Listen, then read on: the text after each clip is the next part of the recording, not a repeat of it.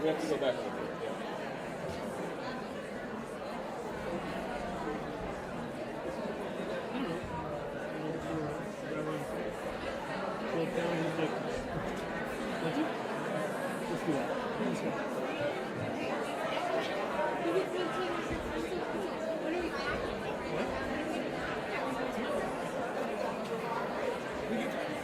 I think it'll be alright. First of all, we have to come out of here as close as Okay.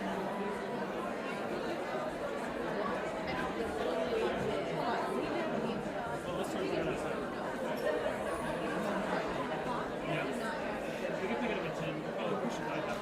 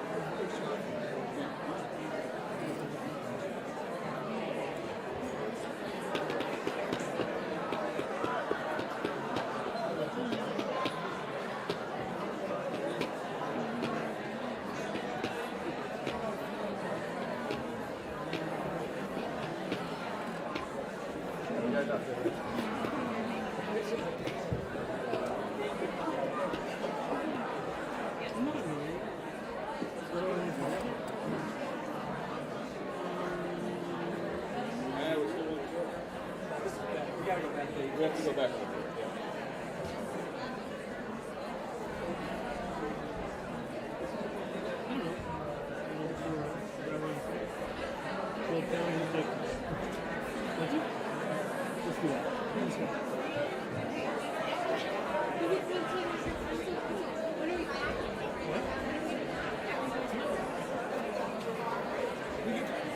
I think it'll be alright. First of all, we have to come out of here as close as Okay.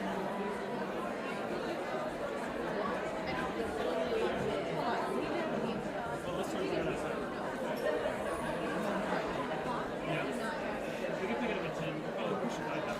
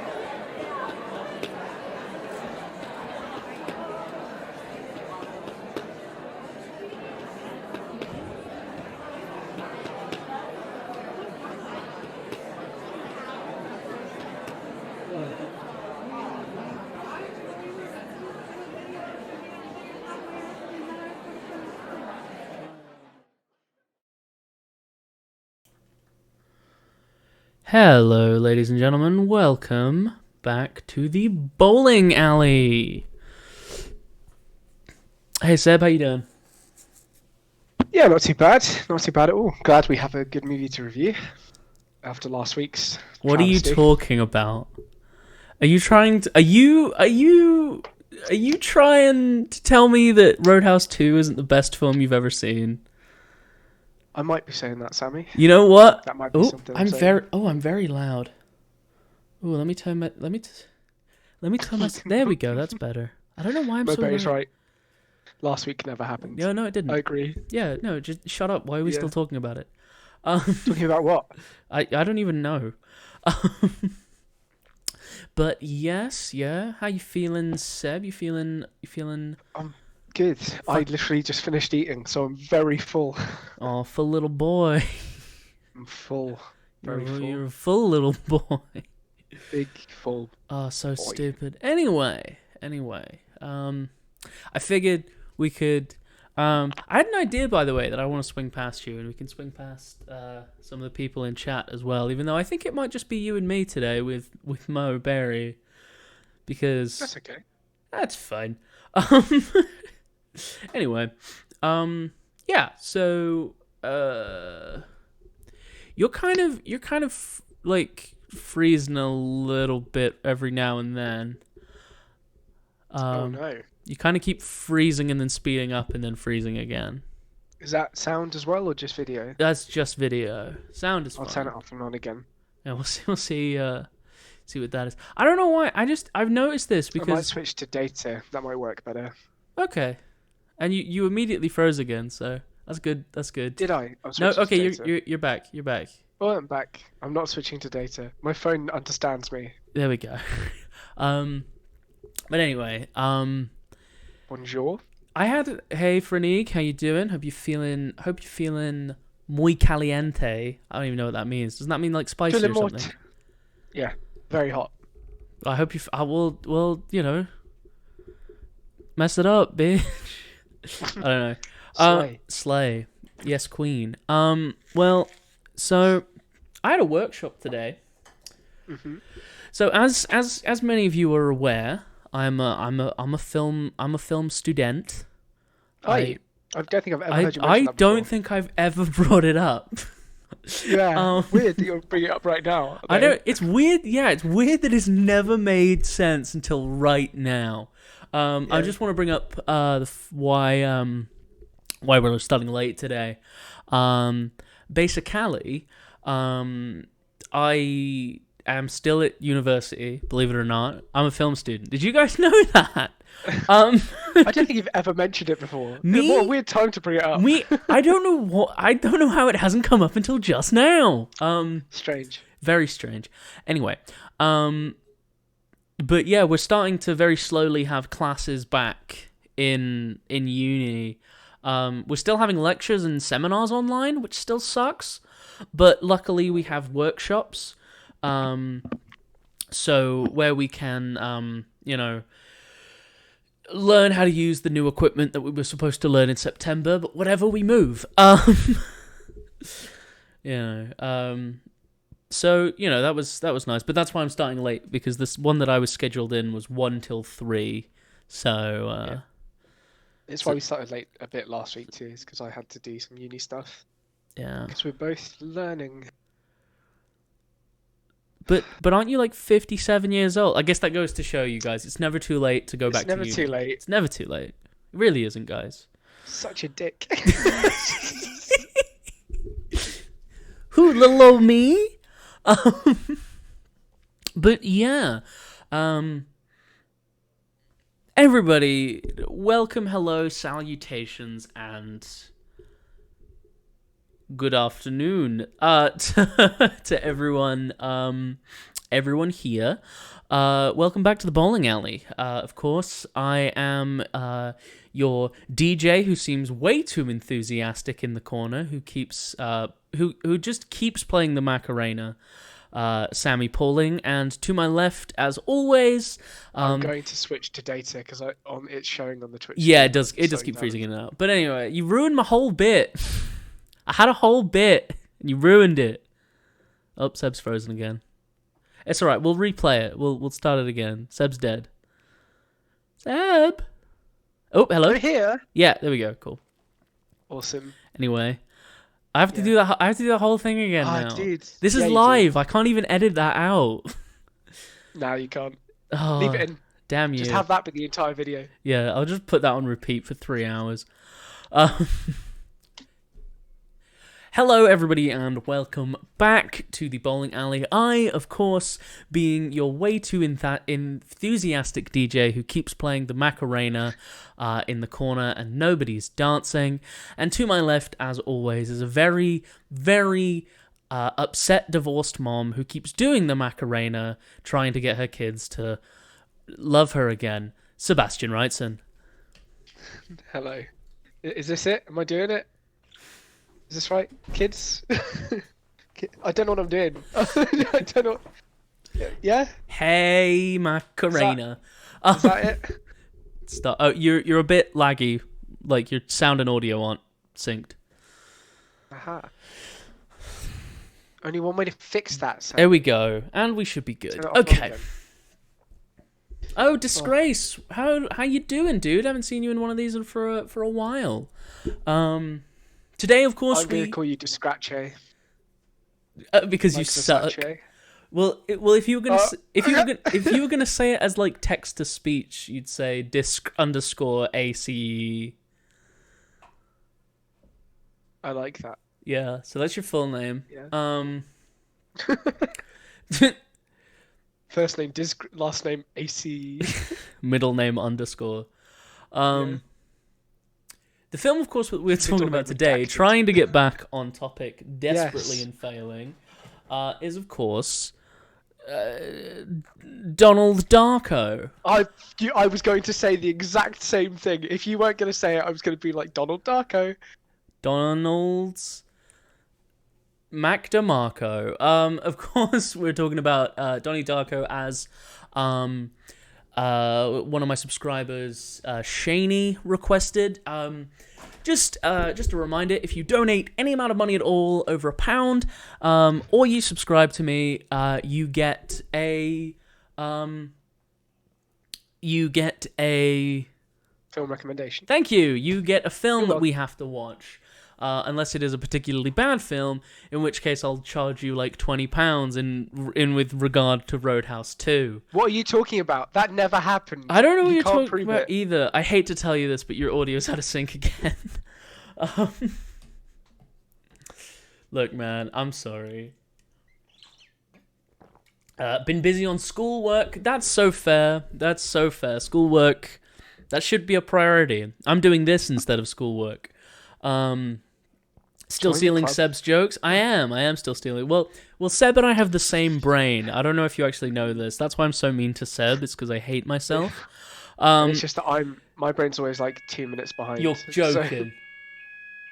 Oh my god, have you just got a fire alarm? I stopped. We're good. Okay. Welcome to living in student accommodation, Ooh. folks. That happens a lot. Anyway. That would have been great timing. Wasn't enough and it didn't happen. Yeah, exactly. You still owe me like £35 for making do you me want to watch explain? that. Do you want to explain what happened In what context? What, with Roadhouse 2? with the DVD player? Oh, so, well, okay. Wow. Yeah, thanks for bringing that up. So, basically, in case you aren't aware, I'm good. For I'm it. good for it. Hey, look, worst part is Mickey, we I'm know. good for it. You know me. We It's had too late, two Johnny. fire. Give me the money. We had 2 fire evacuations in my building last week. Welcome to student accommodation. Both at like 2 or 4 in the morning.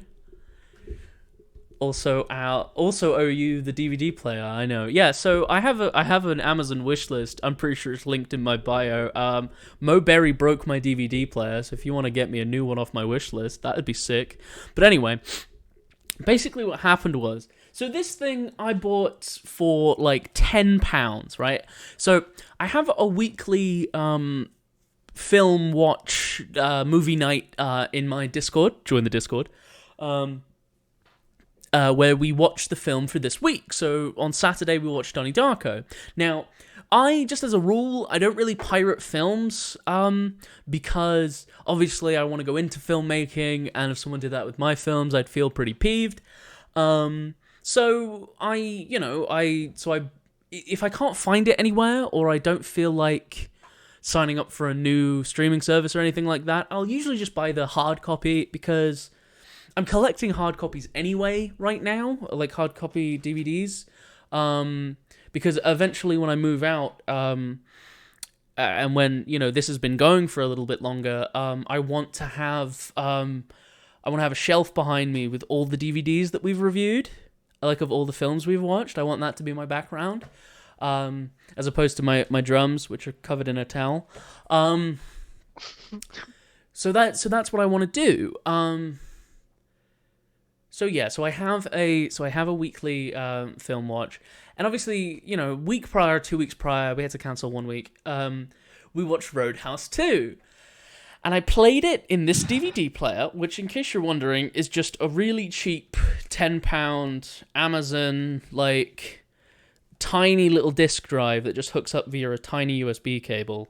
And then after watching Roadhouse 2 on it, it just didn't play Donnie Darko. And I wanted to make sure that the disc wasn't just broken. That's fine, you can eat. You can have a cookie.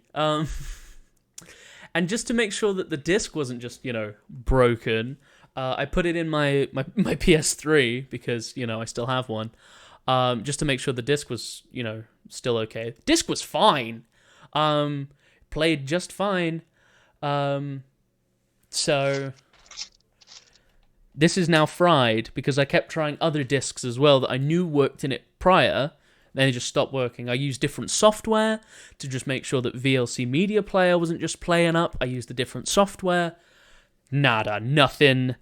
This thing is just dead now. So, upsetting, but we move. Disgrace says, I just noticed that you're not in the same room I saw you in the first time. No! Well, it has been a while then, because I moved a little while ago. I moved end of February, February 26th, I want to say.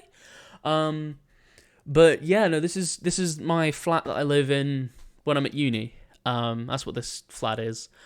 Before it was my parents' house. So yeah. That was the saga of the DVD player. So in short, what I'm trying to say is Roadhouse 2 broke my DVD player. And I have an Amazon wishlist now. A funny story about those. Just before we really get into the film, the reason that I just want to clarify something. I'm not just like a student, and I'm just using my drums as like a drying rack. Basically, the most expensive towel rack you could possibly buy. Yeah, right. £635 on a towel rack. Wow, that's a lot of money. It's a good kit, but anyway, this is an electric kit, right? But everything on it is still manual. You still hit everything.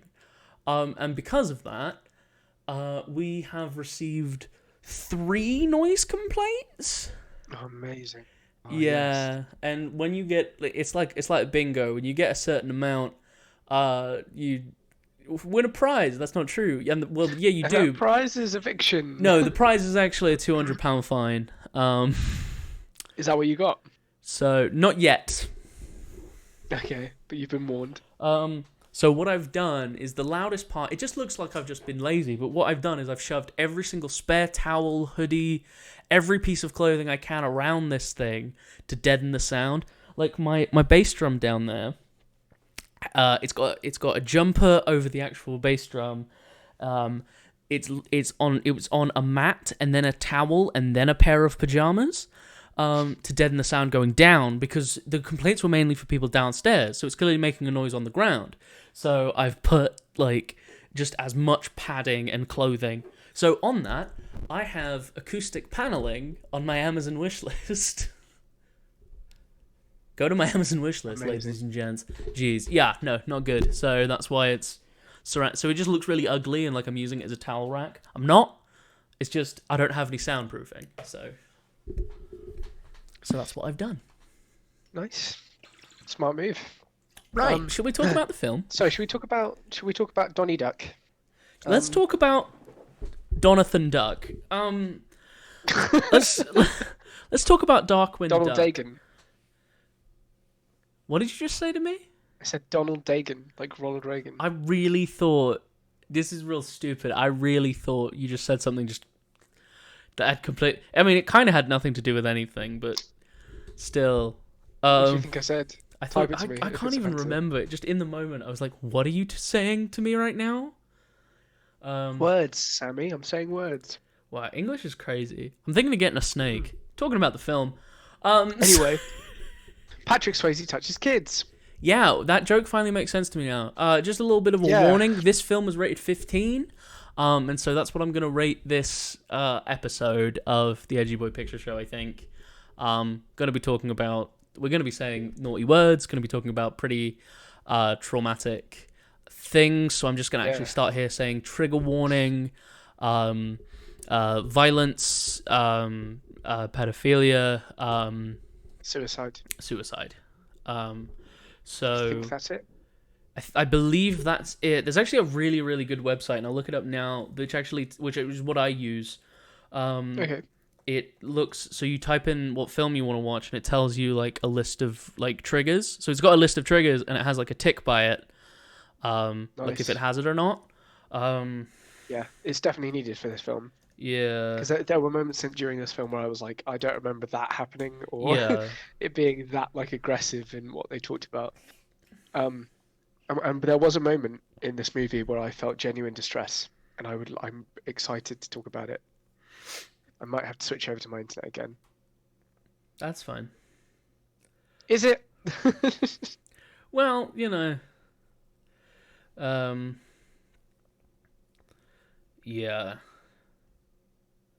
Cool. Do you? Well, this was my first time watching the film, so Yes, it was. so you're even worse now. You're kind of okay now, I think. You haven't frozen at least. If I don't move, It won't see me. it's true. Oh no, you still lagged out a little bit. Anyway, doesn't matter. Tell me about the first time you watched the film. It's more about what you're saying anyway, so. Okay. So yeah, the first time I watched the film was when I was 14 years old.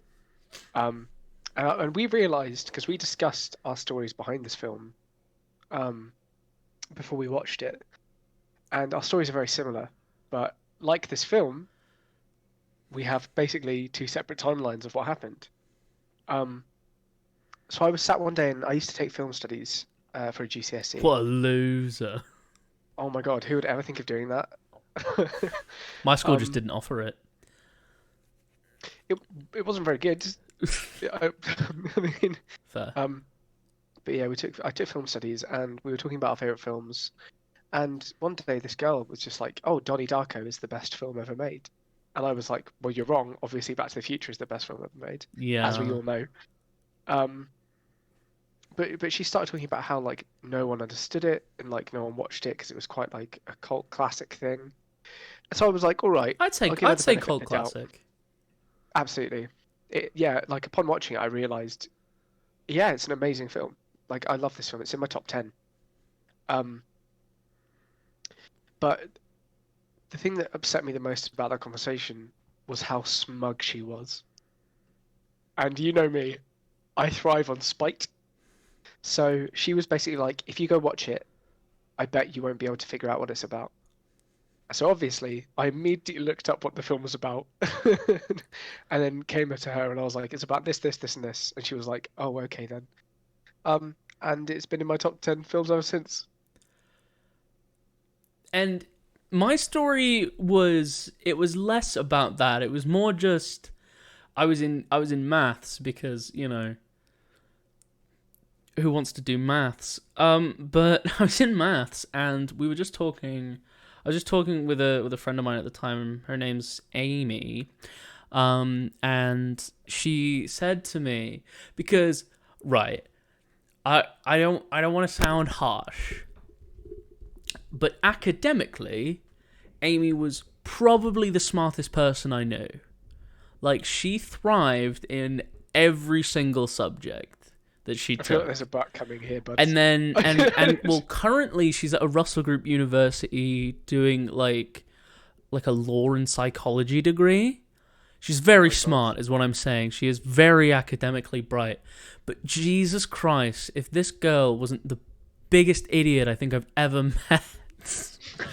Not in a harsh way. She was just very, very like not all the way there, and she was a great laugh. And it was often she would laugh with us as well, which was nice. But anyway, and she was like, I watched this film. I have no idea what any of it was. And I was like, ooh. And she was like, oh, because I was the film guy. I kind of still am, depending on which one of my friends you're talking to. But I watched it. Sorry, I didn't watch it at the time because I couldn't find it anywhere. I watched like a few, like, there was a few like Facebook videos about like, you know, oh, it's been exactly this many years since Donnie Darko came out. You know when they do those things on Facebook and stuff. Yeah.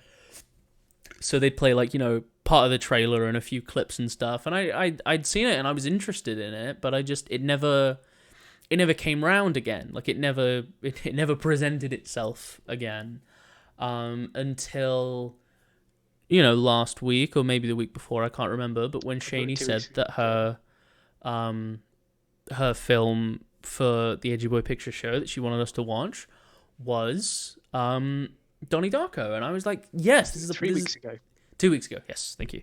Three, I was like, because we took a break, and it was when we did Beetlejuice. yes, was it when we did Was it really that long ago? It was that long ago, yeah. Damn. But well, yeah, because Shani was one of the first few of my subscribers. Yeah, we've been doing this a while, dude. I really don't think about it. I'm like, yeah, we started that last week. You know what I mean?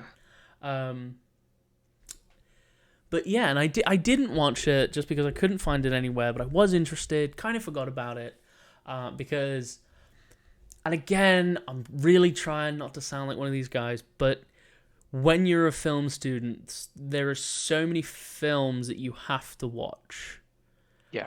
And I feel like people, this is a tangent, I do apologize, but it's my podcast, screw you.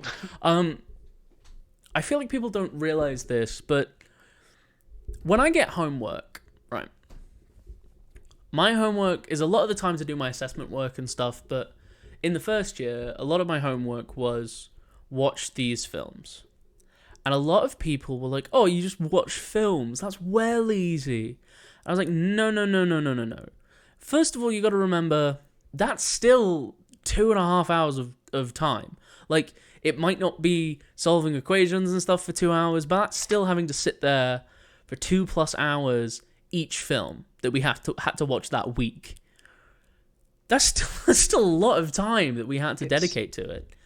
But yeah.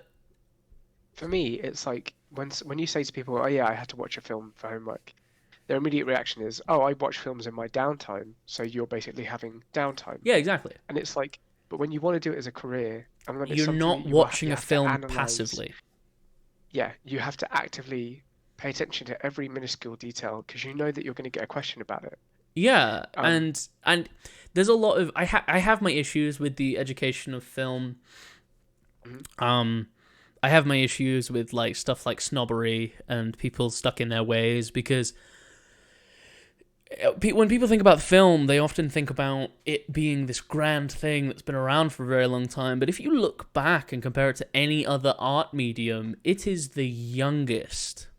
Yeah, I mean, film in itself started like what, 1920? There's actually there's actually a lot of fun. I actually did a talk about the history of cinema and the invention of cinema. Back in the day, and there's a lot of interesting things which I could talk about, but I'm not going to because it's a long. Well, I mean, like if we think about it, like the kinetoscope was like one of the first. Sorry, Moberry just brought up a really good point. English majors don't get flack for reading books. Yeah, they get commended. Yeah, it's like, oh, you read that 2,000-page book. That's awesome. It's like, yeah,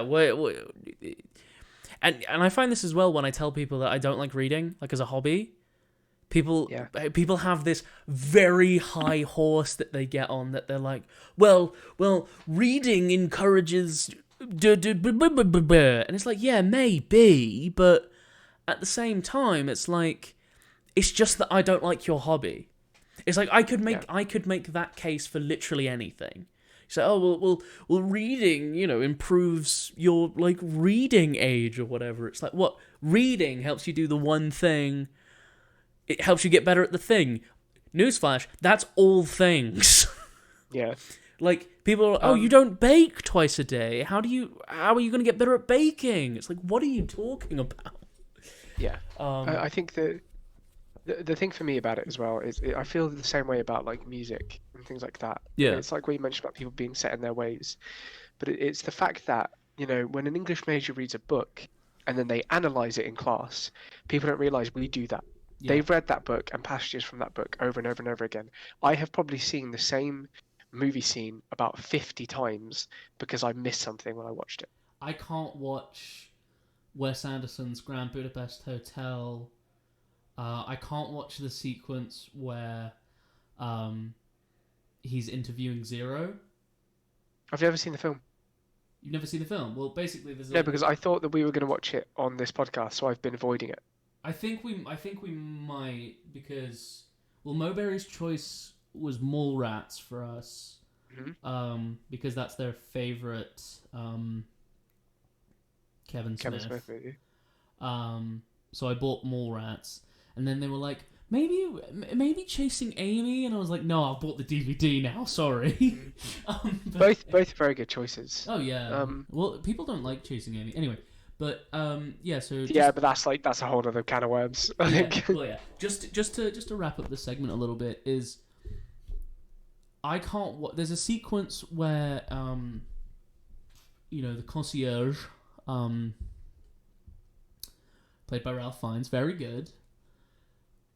He's interviewing Zero, a little, I think he's only like 16 or so canonically, I think. He's quite young. He's interviewing this boy to be a lobby boy. People who take, I think they're also called bellhops. Yeah, the bags and things. Yeah. Yeah. And he's interviewing him, and he walks, and it's beautiful sequence, of cinema, beautiful sequence. I can't watch it anymore because I have watched that 5-minute segment of that film, I would have to say at least 100 times. Yeah. Because I had to write a paper on it.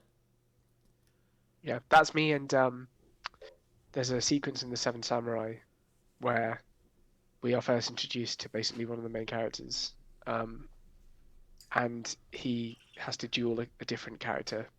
And I've talked about that so much in an essay that I wrote for uni that I just don't ever want to watch Seven Samurai again. Yeah, and that's something people don't realize, is that when you make art and your hobby, something you do for a living, you can't separate it from it's, because there's the famous quote do something you love and you never work a day in your life.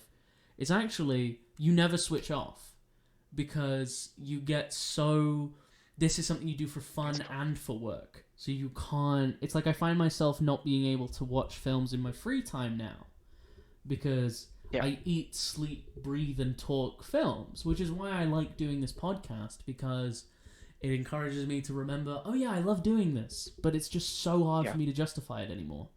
Anyway, wrapping that up. Well, speaking of back when we were back at school and things and people's views, Donny Darko does an incredible job. We're gonna make that a segue. Yeah. Well, I was gonna say they do an amazing job of showing school life. Yeah. Because when was this set? 1988. 1988. Because that's what it kept saying on the timestamps or time. Okay. Then then it is set there. Yeah. So. Incredible soundtrack, by the way. Yes, absolutely. Absolutely amazing soundtrack. I mean, this was the first movie to properly use Mad World. Before it was used everywhere. Before it became a meme. Yeah, before it became a meme. So Donnie Darko, right? My first question to you is this. Okay. Because I assume we're not going to go in. Do you want to do a synopsis of the movie? It's quite difficult. Well, I did say this that we're going to try to stop doing this, but very briefly. we're following this guy, this high schooler, Donald Darko or Donny Darko. He is, as we find out pretty early on in the film, he is being prescribed medication for paranoid schizophrenia, as well as he talks to a therapist once a week. He starts seeing a hallucination of like this bunny that's man-sized and like got a skull face, which is called Frank. Frank tells him that he's a time traveler. Frank tells him all sorts of things, and he starts bringing it up with his therapist, who tries hypnotherapy on him. He meets a girl named Gretchen, who he is going with, which is what their town calls dating, apparently. Going out. Yeah. And also, as sort of a B story, we find out about this, like, Jesus freak, what's the word, motivational speaker kind of guy, who, is very much like, hey, you could do it with love and Jesus. Those guys. And he and Frank is telling Donnie Darko that the world is going to end. That the world is going to end in 28 days. 28 days. And 28 days, 6 hours, 14 minutes, and 60 seconds, I think is something that like time. that. Yeah. Tell them the world's going to end. And so for a lot of the film, Donnie is trying to figure out time travel because he's trying to, and this is something that actually which I want to say about the film's reference to schizophrenia, even back then, is really good because so there's an amazing TikToker who has an amazing podcast. His name's Cody Green. Their podcast is the Criminally Mental Podcast. And they basically he has schizophrenia, and he is he's medicated, but he still has episodes. And what he'll do is he needs to prove that what he's seeing is a hallucination. The way that some people do it is looking in mirrors, but he still sees hallucination in mirrors. So he does it with his phone. He takes his phone out and he starts filming to see if it's a hallucination or if it's real. Cool. Because a hallucination has never showed up in his phone, but they do show up in mirrors. So that's his kind of way of being like making sure that no one is following him, no one's in his house, that kind of stuff. Which is an angle that I really liked because Donnie keeps trying to disprove what Frank is saying. Yeah. Frank is telling him that he's from the future, from alternate dimension or whatever, and so he goes straight to his science teacher, and they have a lot of conversations about time travel, that kind of thing. Then at the end, obviously spoiler alert, he goes to the house of an old lady that they have nicknamed Grandma Death, who we find out used to be, she was a nun, and then she, like, overnight left the church, became a incredibly intelligent woman, became to be the science teacher at the local high school, wrote a book on time travel, and then apparently became a recluse. At the end of the film, Gretchen unfortunately dies in a car accident, and the person driving the car gets out, and we see that it's Frank. We see that it is the bunny, who has been following Donnie around, and then he saves the Donnie. world. Okay. Yeah. Do you want me to like? So the movie starts with Donnie's house getting crushed by a jet engine.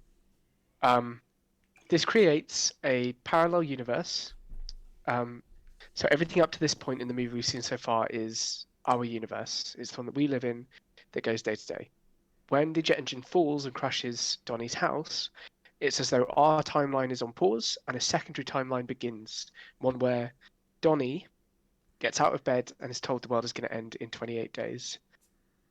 So, the reason why the world will end in 28 days is because parallel universes cannot exist when there is an artifact from our world inside of theirs. The artifact from our world in their world is the jet engine.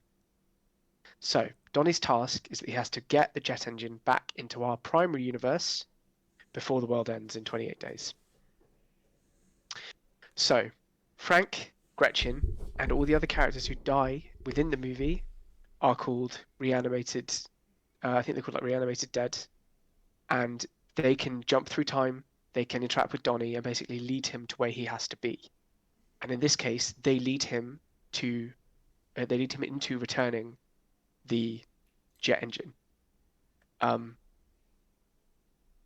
Donny's also given powers. He is the chosen one in this parallel universe to... Oh, Isla says, Sammy. Hey, Hi, Isla, Isla. how you doing? We're just talking about Donny Darko. Yeah. Edgy Boi Picture Show. Classic. Classic. That's us. Oh my god, that's us. So weird. Yeah, Donny is the chosen one, gets special powers like telekinesis, control over the elements, super strength, and foresight. So the reason why I love this movie so much is because everything is set up the way it's supposed to be. Someone really sat down and planned this movie. Well, it's that thing of like they obviously wrote the ending first. Yes.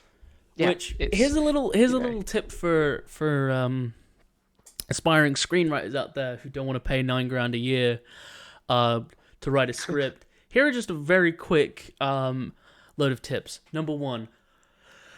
Oh my god, read Save the Cat. Read Save the Cat. Save the Cat is an excellent... Even if you don't want to read the whole thing, look up Save the Cat beat sheet, right? Learn what a beat sheet is. Beat sheets are essentially breaking down an entire script by what the beats are, and pretty much every film you've ever watched follows it to a T.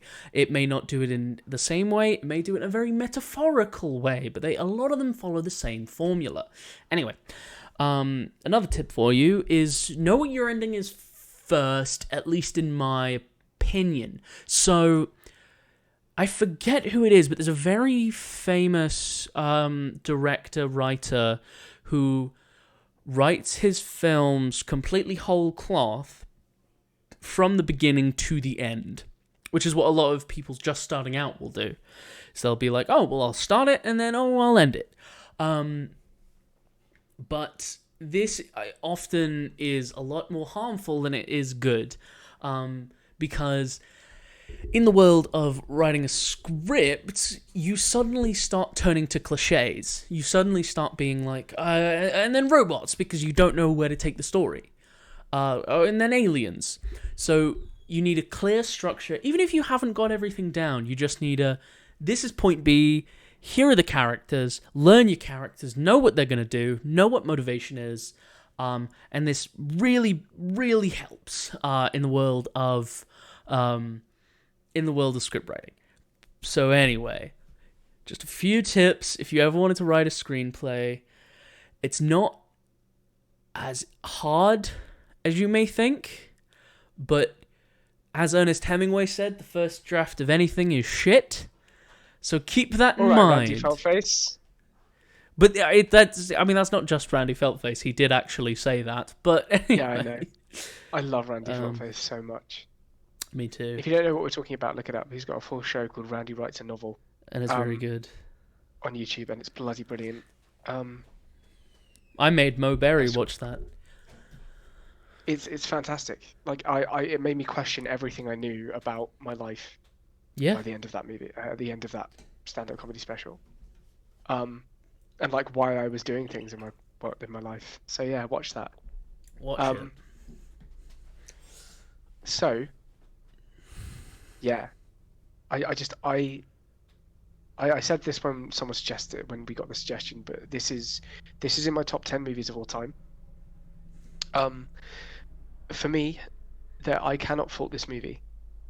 I know that's a big thing to say, but I love the acting. I love I love the characters, the plots. In my opinion, amazing. But there is a thing that we were talking about before the podcast started that we differ on. Sorry, Freneag says, yeah, first drafts of the devil's creation. Yeah. She's not wrong. You're They're not just wrong. not. They're just not Yeah. good. You have to workshop it, and as much as you can, and as much as I know you might be insecure, get other people to read it, because, Yeah. and I don't mean one person. I'm not talking about. I'm not saying you need to get someone who is a screenwriter to read it. No, get your mum, your dad, your brother, your sister, your auntie, your uncle, whoever. Just get them to read it, because 9 times out of 10, so fellow screenwriters will look for issues in the story and character. Your mum, your dad, your uncle, your aunt are going to tell you if it's a good story or not. It's which is something that we talked about before the podcast, but films are supposed to be entertaining. Anyway, we'll get into that, I'm sure, later.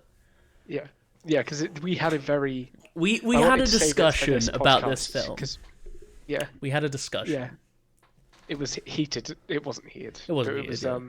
no, it wasn't heated at all.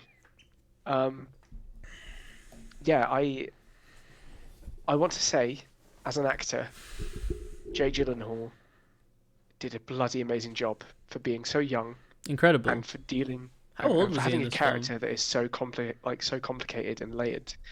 I don't think it was his first job. I think he had there's a movie that he did before this where he plays like a kid who is really into like astronomy, and he builds ships, builds rockets, and he has to, I can't remember what it's called, like a something rising. I don't know. I think I know what you're talking about, but I'm Googling. Cool. So yeah, the Frank that we see in the beginning of the movie is reanimated dead. He comes to Donny and explains that he needs to. He gives him certain tasks, such as flooding the school and burning down a paedophile's house. And all of these things that he does lead him to where he needs to be. If he doesn't flood the school, he never gets to walk Gretchen home. If he doesn't walk Gretchen home, he doesn't go out with her. If he doesn't go out with her, he never goes to the movies. If he doesn't go to the movies, he doesn't get the inspiration to see the portal or burning down the house. If he doesn't burn down the house, he never gets caught. The pedophile never gets caught. If he doesn't meet Grandma Death, he will never know that she wrote the book or that she's lonely, and he won't write her the letter that he writes her. And all of this leads to Gretchen's death. He was 20 at the time. Are you? That infuriates me as an actor, because at 20 I could not even comprehend doing this. I love Honestly. both the Gyllenhaals. Me too. I only just Yeah. found out today that they were related. Not because I didn't think, oh, their last names are both Gyllenhaal. Maybe they're related. Is because I didn't know her name. Yeah. So I only maybe, found out today that they were. They both play real Gyllenhaals. siblings in this movie, which is incredible. Which is And very that's a good. testament to both the writing and their skills as actors, because I fully believe they were related. I believe that this family was a real family. Did you just call me a fuck ass? Yeah, such a good moment. That's probably one of my favorite table scenes in a movie. Do you And know I'm what actually mine gonna be is? writing about that. Do you know what my favorite? Is it You Back know to what the my Future? favorite table scene is of all time? No, actually, it's not. What? Give you a Inglourious hint. Bastards? Say again. Inglourious Bastards? No. Give me a hint. Give you a hint. It's another 80s film. Is it a John Hughes movie? No. I don't know if you're It's gonna not get a John Hughes. Okay, so it's an 80s movie. Is it Roadhouse? Is it in Roadhouse? Is it where he smashes that guy's head through the No. table in Roadhouse?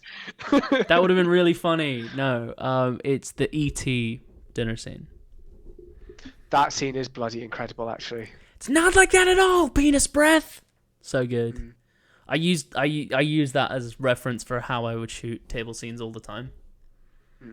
No, because it's good. It's good. because like I feel like someone make us watch E.T. I love that film so much. Someone make us watch it. I haven't seen that in years. I I haven't seen it in years. I'd love to watch it again. love it. Someone pay me money. Someone pay us money and make me watch E.T. Pay me money to do a thing I like. Yeah, pay me money to do something I want to do. Anyway, So yeah, it's a very good table scene, I will say. The reason the E.T. table scene is my favorite is because it's just so perfect in the like you've sorry, my berry just said I married my That's so E.T. doll good. when I was 3. That's adorable. that means your marriage now is void and null. You have No, to get not divorced from your doll. not technically unless E.T. is still alive. Which, can you count a doll as a living thing? I This think is we'll a have to go to different the debate judges for on a that different one. day. Yeah, when we watch Toy Story or Child's Play. Yeah, that's yeah, when when can we talk about this. yeah, exactly. Or Annabelle. Or Annabelle. Or is that just a creature that's inhabiting a doll? Anyway, Hey, Raggedy Ann. Sorry, that's my Chucky. That's Sorry. that's my Chucky impression. that's pretty good. Thank Hey you. Andy. Yeah. I like Child's Play. I a lot. wouldn't marry you if you had the body of G.I. Joe. Hey, Raggedy Ann. Anyway. That was really good that time. That was really good. What, you saying it wasn't good the first Very- time? Yeah. Wait, Um. do we need a rubber? Hey, I'm all rubber. Oh god. Anyway. Later ones aren't the best, but like the early ones are pretty good. God, they're terrible. Anyway, Donnie Darko. Donnie Darko. It's an undertaking to talk about this film. It really is. So but what I'm going plot to say points here, aside- what I'm going to say publicly, I don't even know if she's watching or if she's going to watch this, but I'm going to right, can somebody get ready to clip this, please? Can someone clip this? Okay. How do you do that? Well, I'll do it. Right. Fuck you, Shaney. Oh wow, that's Boom. one way to lose a subscriber. Nah. Well, they can't unsubscribe for a month, so we're good. We're good, Oh, boys. incredible. Obviously, I'm kidding. Kidding. I'm gonna say thank you, Shaney. Yeah, no, thank you, Shaney, because otherwise I wouldn't have get watched to this talk film. to you. Just because, again, as a film student, it's just so easy to get trapped in the you have to watch this, you have to watch this is coming out, you have to watch this. Like, it's so easy to fall in that trap. Like, I've got a list of films that I need to watch that's a mile long. You know what I mean? Yeah. So it's But you'll never get through. Yeah, no, I know exactly what you mean. However, there is one specific thing about this movie that I wanted to talk to you about as a film student, and that is the camera work in this bloody film is some of my favorite. it's insanely intuitive. Yes. Like, it's very like. So, this film was released in 2001. In case you're wondering, which is the year that I was released. That's gross. I'm sorry. That's never say that again. When's your update coming out? When's my Because I update? hate the version of you now. My reboot's coming on the 12th of May. I didn't mean that. I love you so much. I recently found out that I share a birthday with Tony Hawk. So Tony Hawk, if you're watching, hit me up. Let's do a thing. Let's do a birthday thing. I don't share a birthday with anyone. You're the only person on your day of the year that was born. I share a birthday with when the Titanic crashed. Sick. I just want everyone to know also. I don't know if she's watching, but if we can, Mercy, who is a good friend of mine IRL and a great friend of the channel and the community in general, it is her birthday today. She is Aw. she is 20 whole years old. So everybody, if you would, I'd really appreciate it. Could you wish her a happy birthday? Again, her name's Mercy, in the bowling alley chat, in the Just Chatting. If everyone could wish Mercy a happy birthday, I feel like that would make her day. Anyway. Happy birthday, Mercy. Happy birthday, Mercy. Yeah, so this was released in 2001, and When was digital a standard? See, here's the issue: is that because I'm a young person, obviously digital has always been standard for me. When was digital standard? I'm looking it up for you. I'm gonna say around 1996. I was gonna say around like late 90s. But it wasn't. See, I wouldn't say. I think you share a birthday with the character Sam Wilson, Seb. Who is Sam Wilson? What are you talking about? They did a Falcon. Do you mean from the Falcon? They did a Falcon and Winter Winter Soldier Soldier interview about characters' birthdays. You're such a. Oh, that'd be dope. Falcon's awesome. Here's where I share a birthday with. I looked it up because I'm a loser. Yeah. I say probably the most famous one is Adrian Brody. So I will say this about I don't think it became a standard in the late 90s. So it was released in 96. That was when a lot of the big didn't changes become a happened, standard 35 mil. until I think because you could only hold 2 gigabytes of data at that time. Yeah. Like now you can So hold I'd probably a terabyte, but maybe I would say it was probably around like 2008, 2009 that like everyone was using it. Yeah, I'm just seeing if Donny Darko, because I'm assuming it was What, you shot, wonder when it was filmed on on? film.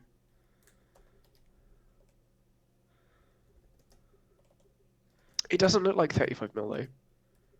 It It never was. does. It was filmed. Okay, so the negative format was 35 mil, but it was filmed. The cinematic process was digital, 4K. Wouldn't have been 4K in 2001. Digital intermediate 4K, 2021 remaster. Oh, that's the director's cut. Yeah. 35 millimeter. Yeah, it was.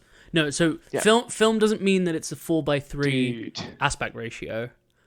Because film could shoot widescreen since the 30s. It was just cheaper to do it 4:3 because it took up less film and less space, so you could get more of it for cheaper. So that's why. And then George Lucas came along and was like, "We're going to explode film," and he did. And then he remastered them because he's a knob. Yeah. What's a Greedo tosser? didn't shoot first. Anyway, that's neither here nor there. Yeah. Donnie Darko. Donnie Darko. So for a film, yeah, it was shot. It was shot on film. I did think so. It was shot. Yeah, the Panavision. Yeah. The Panavision Panaflex Millennium camera, which was still, which was a film camera. Okay. Cool. So what is your favorite shot in this movie? The one where they're getting out of the school bus. What, in the beginning? And it's sideways, and then Okay. So we're on a Dutch angle, going into a tracking shot. I love that shot. I love the use of like Dutch tilt in this movie. It's very Is good. never overdone. There is another term for Dutch angle, which I think we should use because apparently Dutch angle is like we shouldn't use Dutch angle anymore. So let me just look up the new name or the correct name. Slayer. Oh no. Canted. That's what it is. Canted. There we go. What is it? Sorry. Canted. My internet died. Canted. Yes. Canted angle. Canted angle. It's so it's never overused. No. In this movie. It's so easy And, it's so easy to throw one in, just to be like, oh, they're disoriented, but like. Yeah. It's very easy to fall into a trap of like, just put it sideways, cool. Like, but unless it has a reason, unless it has, like bearing or whatever. And that's the thing. I think it's done so well that it does. This is probably the first cinematic experience where I've A, not noticed it fully, and B, when I have, it really made me feel uncomfortable. Yeah. I think my favorite one. Well, my favorite shot in the movie is when he exits class and the camera does a full 180. I love it. Essentially, Donnie walks out of the class and he like puts his hand on his face, and the camera like zooms out, spins, and just does a turn, and it's just so well done. But my favorite use of the Dutch angle is I think that there's one when I've already forgotten her name. Which one? His girlfriend, Gretchen, when she's on the ground before she gets hit by the car. It makes you feel sick, and this movie is just so well made, man. It's incredibly well made. Who, in your opinion, because I want to talk about character, and I want to talk about the fact that it's very easy for all of these kids to have, but when you do school scenes, especially in like mainstream movies, it's difficult to have kids that don't just play the same character. But in this movie, I genuinely felt like every kid was written with a full backstory in mind. And I want to know who your favorite side character is in this movie. Right. Can I tell? I'm going to tell you based on just something real stupid. And I said this as soon as it happened in my head. I was like, oh, he's my favorite character. Which was just, Okay. It was the kid who on the Patrick Swayze inspirational tape of Love and Fear, where the kid zooms in, he's like, and he says something like, I'm not afraid! I'm not afraid! Yeah. Yeah. And he just screams at the camera. Oh, I love that hilarious. I love that kid so much. So funny. Incredible job. I mean, side character? Like someone who's kind of in the plot and like that you... Someone who isn't Donny, basically. Yeah, I mean, I liked... Because again, and here's something as well with the like schizophrenia angle. Is like his sister snapping him out of it. I just want to clarify. When he walks into her room. Well, he's in the bathroom. Yeah. Yeah. This is something I want to clarify too, just because I feel an obligation because people are watching. Do not do that.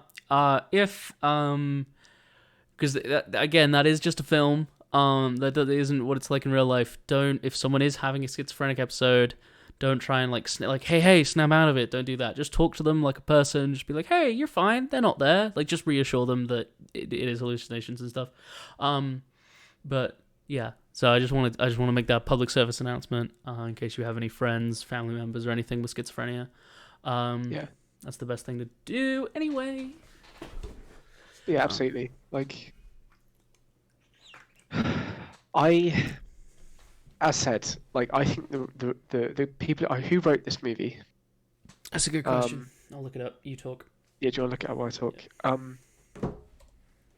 The way that this movie is structured is obviously it's quite complicated in terms of like things jump about a lot and like you don't really know if what's happening is real.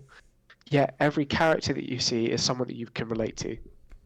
Like Donny's dad is one of the funniest characters in this movie. Oh, he's hilarious. And he doesn't even have a lot of screen time. Yeah. But and I'll tell you what, a moment for me where I told you before this started, there were a couple of moments where I felt genuine distress rewatching this movie. And one of them is it's one of the last shots we see. It's when Mad World's playing, and it's of Donny's dad holding Donny's little sister. Yeah. And he's crying. And you've seen this dad. It's not that he doesn't care about his family. He's a dad. Yeah. He goes to work. He comes back from work. He jokes around with his family and his kids, and it's just devastating to see. Yeah. And it's acted so beautifully, and all of them do an amazing job. Richard Kelly is the screenwriter. Brilliant. But what else has he written? He's credited I bet whatever. Writing the screenplay. Okay. I bet he hasn't written anything else that's really good. Oh wait. Richard Kelly. However, my favourite side character, it's the Chinese student who has a crush on Donny. Yeah. Um, Just in case you're wondering, no. No, he's not written anything good. No.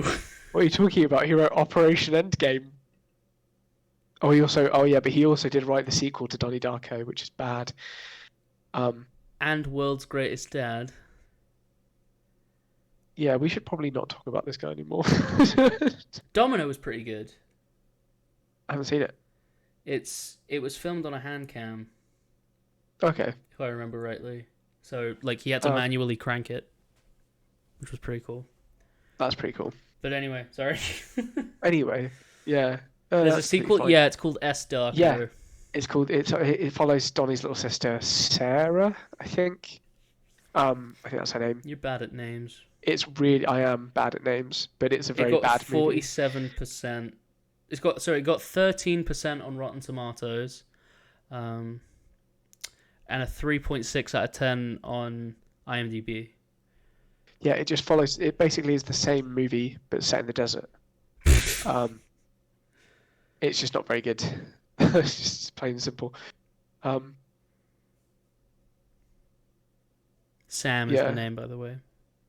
Sam. Is the name. Samantha, isn't it? Yeah. I should know that because they say it so many bloody times in this movie.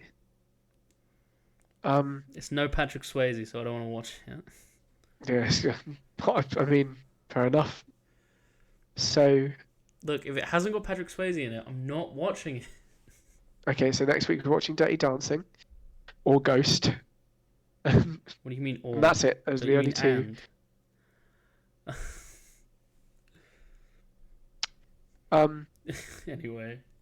Anyway, yeah. So I feel like I'm talking so much in this one. No, well, you have more of a movie. connection with this film than I do, and we had. Well, let's talk about the discussion that we had. Okay. Especially sequels without Swayze. Yeah, Roadhouse 2, shit. Darco, terrible. If you drop Dirty Dancing 2 does have Patrick Swayze in it, but it's also bad. If you drop, wait, what? Dirty Dancing 2. Dirty Dancing 2. There's a Dirty It's Dancing 2. I haven't seen Dirty Dancing. Are you joking? No. Dirty Dancing's a bloody brilliant film. You're going to hate it, but I love it so much. Anyway, we had this conversation because I have a very strong opinion about film, as you would have guessed. Mm. So, it is all... I don't think you've ever mentioned that before, you know? Isn't it weird that I haven't brought up that I'm a film student until right now? This might be the first time you've ever spoken about it. It's weird that I haven't brought it up until just this second. You should talk about it. Nobody puts Sammy... See, I know that. Well, everyone knows that. Like, no one puts baby in the corner. Like, no one puts the baby in the corner. Do you want to shut up? Anyway. I would pay good money to see that recreation of that scene. So, I believe that at its core, most simmered down to its bare essentials, right? Simmered down to its bare roots, right? What is all art for? Simmered down to absolute reduction. Are you asking me, or are you going to say it? Stripped everything away. I want to know. What do people think in chat? What are you going to say? What is art? I know for? what you want me to say. No, I'm not. No, I'm not asking you. I'm asking chat. Okay. Right, chat. What is art for? At its bare roots, where it came from, its beginnings. What is it for? Come on. I know I sound really like I'm attacking, but genuinely, I want to know. Do it. I want to know your opinions Do it. because I have my opinions, but Chat, you have until I finish my cookie, and then we'll you finish continue your this cookie. conversation. You finish your cookie. Come on, guys. What cookie do I have? There's four That's of you what the here. question. Tell me what you think art is for. I'll wait. How's that cookie doing? We have time. We have It's really good. Is it the rainbow one? Yeah, it is. See, I prefer... I'm classic. I like the chocolate chunk. I don't like double chocolate. It's too much chocolate.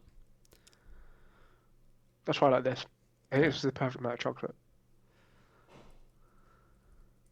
Alright, Mo has an answer. Anyone else? Anyone else have an answer?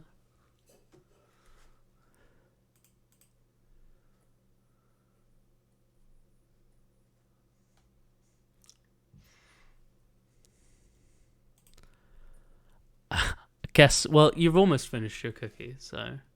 Come on, Cass. Yeah, I was gonna say, where's Freneeg? Like, jeez, I thought you'd have something. Put you on the spot. We are My putting name you on the called you spot. now. If Freneeg doesn't say anything, then that means that she is stupid and dumb.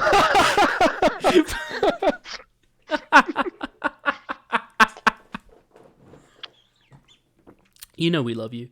Finish my cookie. You're thinking. Well, first reaction. It's not meant to be a thinking thing. It's meant to be a boiled down. What is art for? What is art to you? What is art to you?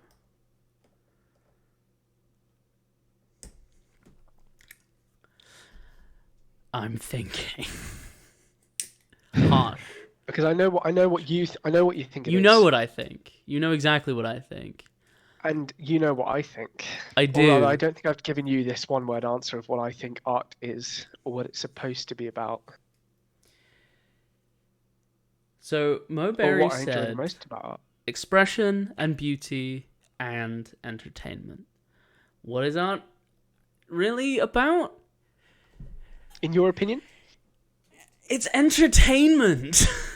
However, the point of art, the reason we painted on caves, the reason that we watched as they flickered in the moon, flickered in the firelight, and it looked like they were dancing, the reason we invented ways of capturing image of things moving, the reason that we now have 4K, 4D, moving boxes that spray you with water is entertainment. If things aren't entertaining, what is the point?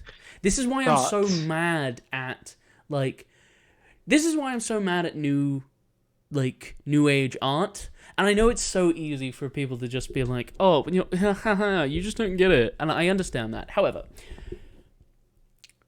well, this is also kind of a conspiracy theory a little bit, but like rich people use art as being able to move money around and calling it like a tax write-off because well, it's because if you win it at an auction, there's something that money people can do to be like, oh, this piece is worth $100,000, making the price of art completely meaningless. But I digress. Talking about less traditional art, talking about film specifically, I will happily, more than happily, watch a beautiful, coming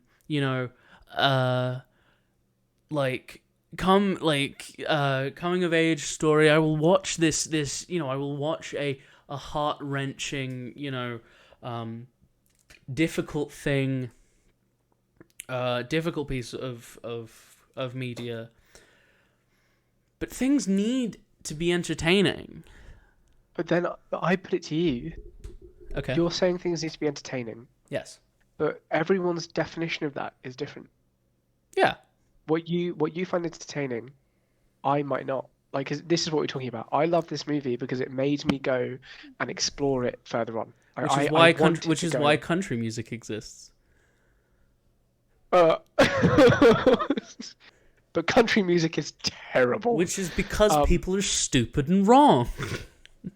Yeah, I actually quite like country music. No, you don't. I like folk music. I think it's different. When people say they like country music, what they mean is I want to appear different and quirky, and/or I'm from the South. It's true. I like jaunty folk music. That's probably the best way I can describe it. Jaunty folk. I mean, Anyway. unless you're talking about Dolly Parton and Willie Nelson, in which case you get a pass. Because Dolly Parton. But folk is 1,000% different. different from country, exactly. Anyway, but my point. Okay, so my rebuttal to that is yes, all modes of entertainment are different, and everybody has their different opinions on entertainment. Now, I want to make one thing crystal clear. I want to make this so impeccably clear. I am not talking about Donnie Darko. I know. I loved that film. I will Good, happily so you should. I will happily watch it again. It is entertaining to me. It's great. But my rebuttal to everyone's, senses are different, everyone's changes are different. Yes, true. But are they? Have you seen? I don't know if you would have. I don't think it's something you would be into. There's a play called Red. You mean Retired Something and Dangerous? No. Why not? The play with Alfred Molina.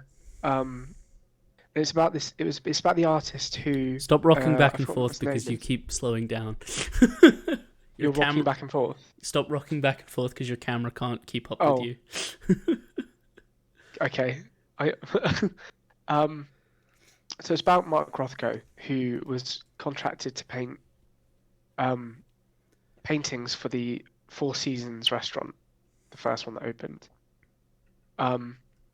Yeah, it's like Freneek said, it's amazing. It's an incredible play, but he basically the artist um, before he agreed to put the paintings up in the restaurant, he went to the restaurant and he sat there and he ate, and he realized, his work is worth more than people just sitting down and looking at it.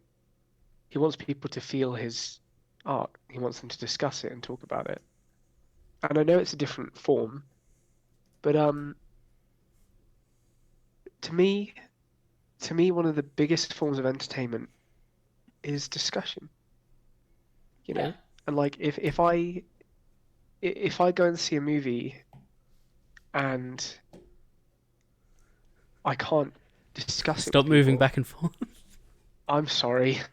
It's hard not to while I think. Your camera I'm gonna put my hands is here so begging I you to don't. stop. It is. I can see it. I can see it in the thing. Am I still on data? I'm gonna switch back. Okay. Um, Yeah, no, I don't open that, you I completely bastard. agree with you. So my point again, I completely agree that I think so too. I think that good things should evoke conversation. I agree with that. But having something be, and again, I'm not saying that every single film should be a light, easy watch that people forget about. That isn't my point. And I really don't want to get it twisted, but it's when people give so much flack to films that are quote-unquote bad. Okay. This is kind of where I'm saving it a little bit, is because things that are ridiculous, like Roadhouse, I'm going to use that as an example, not Roadhouse 2, Roadhouse 2 sucks, but No. But you just said. but that's fundamentally bad. Yeah, no, it's terrible. Because not only about hey, just call just finished, so I'm paying attention now. Dope. It's nice to have you here. We're just talking. We're on a little tangent about what entertainment means. So for me, because that film is bad at. I'm not doing it. You just wasted 600 channel points. Freneek says there's a recording of Red on YouTube, Sam, if you want to watch it. I'm going to be 100% honest. I'm not going to. That isn't me being cruel. Again, it's just plays on the kind of media that I want to consume right now. At some point in your life, I might make you watch that play. That's fair. It's in my top 3 plays I've ever seen in my life. Yeah, and Bruce Willis is in it, and Martin Freeman, and it stands for Retired Extremely Dangerous. Oh yeah, the movie. And Meryl Streep is in it. In 2010, which is an Helen action Mirren, comedy I mean. film loosely inspired by Homage Comics limited series of the same name, produced by I Dave can't believe it. Bonaventura Pictures and distributed by Summit Entertainment. This is the first in the Red series. So I just have the Wikipedia page up. Where am I? Me too. Cool. So, with Roadhouse again, it was because a film can be bad but incredible. Roadhouse is, when you construct it on an art critique level, yes, it's bad. You know, it's obviously glaringly in the face of like male testosterone power fantasy. But I watch it every time and I crack up. I lose my mind watching that film. It's so funny to me. so it's entertaining. The it's like, I remember this. I'll never forget when I started watching Black Mirror. Right, I'll Yeah. never forget when I started watching it, because I could only watch one episode at a time. I would watch one episode, even though the whole season was out or whatever. I would watch one episode and then I would be done for a little while. Because, yes, it was entertaining and cool and interesting, but it wasn't something that I wanted to consume frequently because of how it made me feel. I was the same. And again, I feel like I'm coming across as being like, all artsy films are stupid and I just don't understand them. Like, I do. I understand, I understand the, like I said, beauty, and I can really appreciate the beauty behind something. I can appreciate the technical, I can appreciate the heart that went into something. And it doesn't have to mean that I liked it. And so I'm upset with people who, are like rate films so harshly, and I was saying this to Seb before we started recording. I hate talking about good films. Yeah. I hate it because it's so. Yeah, it was because this is why we had a disagreement. This is why we had a disagreement. Yeah, because I said that I hate reviewing things that are good because it's harder to do. Yeah. Whereas I love talking about that because I like talking about film because I like to hear your opinions on things, whether that movie's good or bad. Yeah. I don't care about or at least for me, I'm not bothered about how it was made or who made it. What I want to know is, did you find joy from it? Yeah. Were you entertained? Yeah, and then I'm not talking about this film when I'm talking about entertainment. No, I know. Yeah, no, I know. For me, I think we could do that with a bad or a good film. I think that's why we disagreed, because we didn't really understand each other. So but I agree with you. Like, I lost so much respect for Martin Scorsese when he was like, the Avengers film, the Marvel films aren't cinema. Yeah. I'm like, well, by your definition, no. I hate Scorsese. Like, he's a stuck-up little prick. Excuse my language. I really dislike him. Like, because if you're gonna sit here and tell me that one of the highest-grossing franchises of all time is bad on a technical level, and sit there and be in Shark Tale, I'm not gonna care. Like, this man made The Great Gatsby more boring than when I read the book. Yeah. And I'm not saying I don't like Scorsese films, but this is also kind of my point. Like, I will never watch Taxi Driver again. I watched it once. Really? I watched it once. I talked about it for a while. And Moberry loves The Great Gatsby book, apparently. But Good anyway. book. I don't think I'll ever watch Taxi Driver again. It was... What? I don't know if you're frozen or you're just being polite. I was being polite. Okay. I was going to say my Taxi Driver is your Grand Budapest. We had to watch that so many times, and I can't watch it again. Yeah, Taxi Driver to me is just such a... It's a good film. But I feel so physically drained afterwards. Yeah, well, it's because having bloody talking about it so much, it's the catharsis at the end of the film. Yeah, it's the you get this build up of tension, and the film should have been half an hour shorter. Yeah, but at the same time, if it was, that feeling you get at the end where you're drained and like you feel empty, and tired, wouldn't be there. That we don't know what it would be replaced with, but I know that one of the reasons why I like that movie so much still is because you wait so long to get the release that, Travis is looking for, that when he finally kills those people and he tells the hero, you're just like, ugh, like, oh my God, you know. Um, but I agree with you. I don't think I could watch that movie again unless someone forced me to. Because don't get me wrong, great movie, brilliantly directed and acted. It's just too much. It is. Spoiler alert. Spoiler alert for what? Oh, for Taxi Driver. When did Taxi Driver come out? That came out in 1978. Yeah. I'm pretty sure. I just assume when we talk about films, there's going to be spoilers. Unfortunately, to be fair, that was completely you. So Well, it came out 44 years ago. It did. 45. Oh, we're in 2021. 2021. 2020's never ended. It hasn't ended for me. 2020.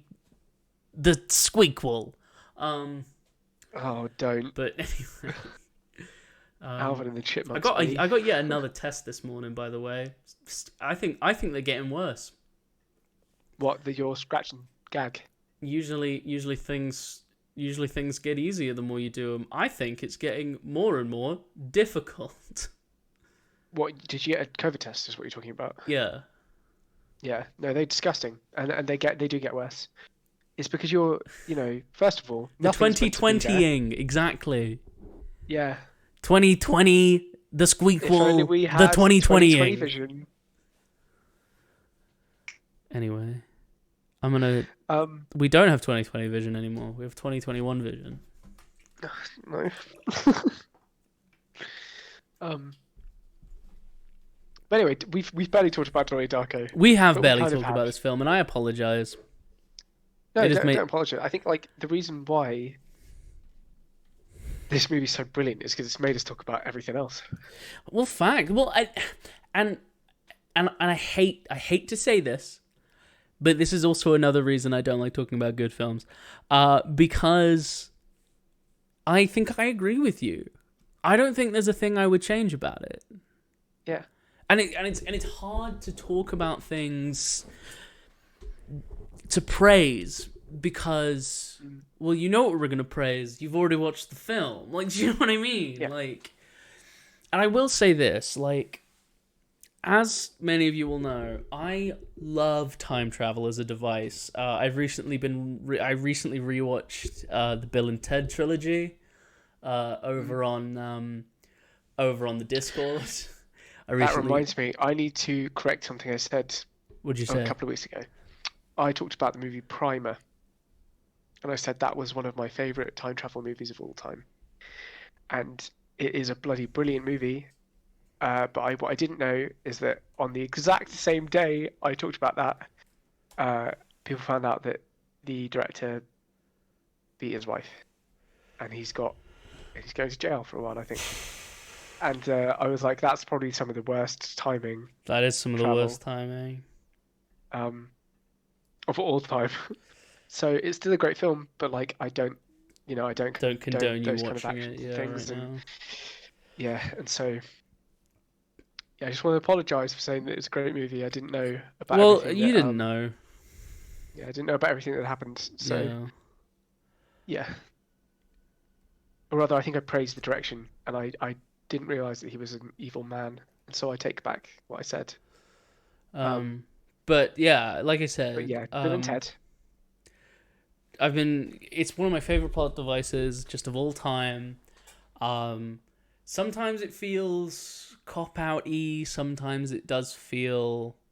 Well, it's so funny when Jake Gyllenhaal, when like the people arrive, and he's like, "Did you call the cops?" And he goes, "Deus Ex Machina."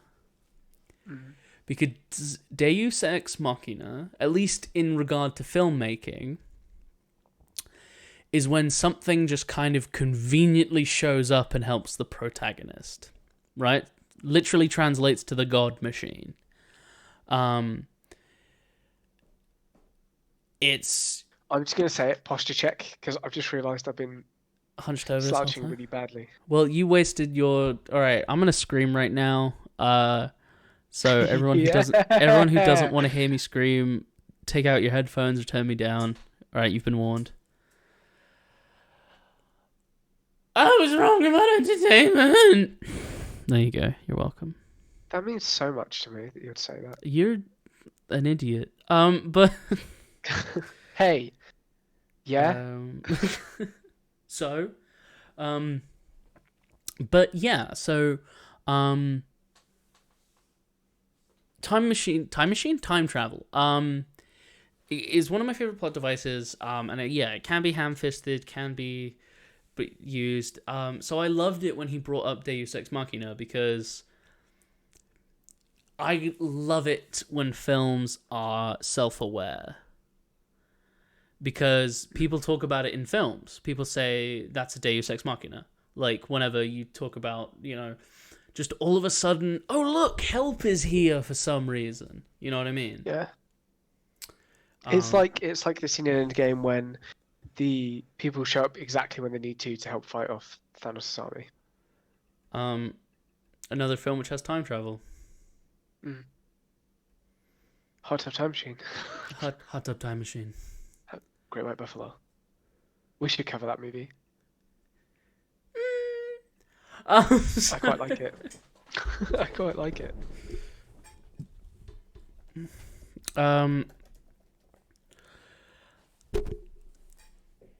You were talking about time travel as a device. Yeah, it's just because it is something that. What's your worst? Sorry, No, go. You go first. I was going to ask you, what's your worst movie time travel device?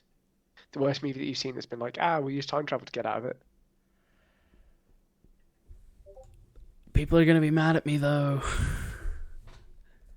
And I didn't like it in Endgame. Yeah, fair. I really didn't like it. It felt so wrong. It felt like really Yeah. Well, it's because it's not set up properly. It's set up just something they horribly. suddenly invent for that movie. Yeah. If it was something that he'd been researching since the beginning, since the first Avengers, or if it had been something that he continuously threaded throughout, I would get it. But it's because he was like, I've invented time travel now. I never tried before, and now that I've actually tried, I've done it. And it's like, that's not how that works. And also, like they spend just half of the movie setting it up. It took me out of everything. Yeah, no, it wasn't good. It was not great. What's your favorite time travel movie? Hot Tub Time Machine Minutemen? 2. No. Oh no. Mr. Peabody and Sherman. It's got to be the Minutemen. Minutemen was also pretty good. It is, yeah. But anyway, I also what was I gonna say? I also didn't like Looper. That's something. No, not Looper. Really? Yeah, Looper. Was it Looper? I think it was Looper. Where he travels back in time to kill himself. Yeah. That's not the plot of that movie, but that's the best way to describe. Yeah. What No, I you think. didn't really like Looper that much. Yeah. Wasn't a fan of it. The nerd in me was like, oh, but all of the timelines. Yeah. That does make sense. A Wrinkle in Time was dog shit. I don't think I've seen that one. It's bad. Don't. Sorry about everyone who just saw me yawn. Tell you what's a great one though. Oh, is it a Disney one? Or... Yeah. Yeah, no. Tell you what's a great one though. What? About Time. Have you seen it? It sounds real familiar. It's on Netflix. It's incredible. Is that the one with the guy from Star Wars? I know that's about... Yeah, Donald Gleason. Yeah. Yes. Bloody brilliant film. Brilliant film. Anyone who hasn't seen it should go and watch it. It's Definitely. like a rom-com, but it's bloody hilarious. It's incredible. My favourite Bill Nye performance, actually. Cool. So that's an hour and a half in. So I'm going to say we're going to call a little break. Yep. Go out, stretch your legs, go pee, do whatever you need to do, and we'll be back in a minute.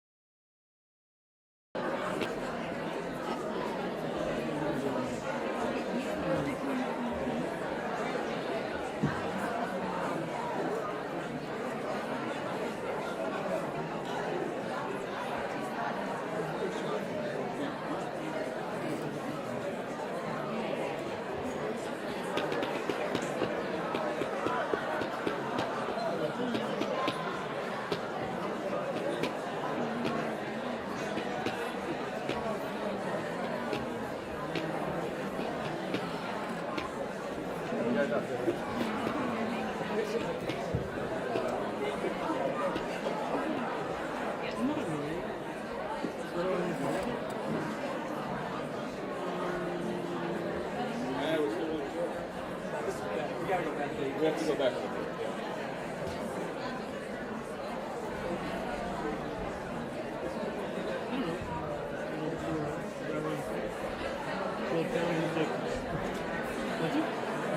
Let's do that. Let's go.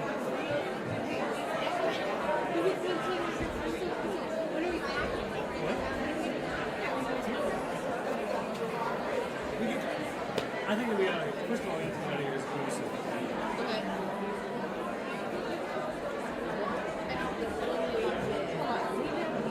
Well, let's talk about it outside. Yeah. We can pick it up at 10. We'll probably push it back that way.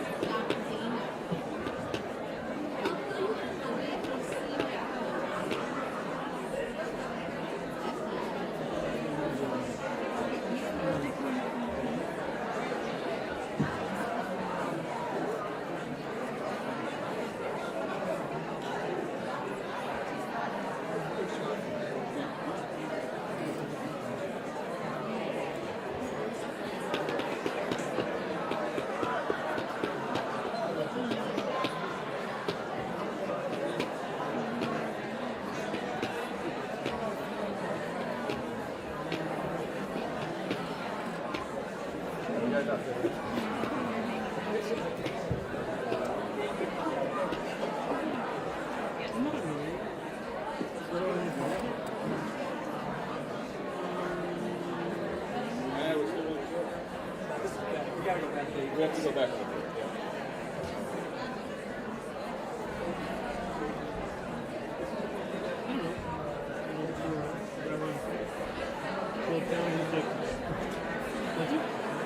Let's do that. Let's go.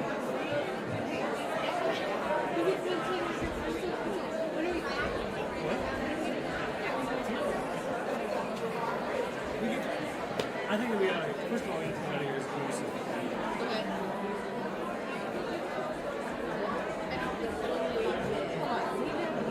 Well, let's talk about it outside.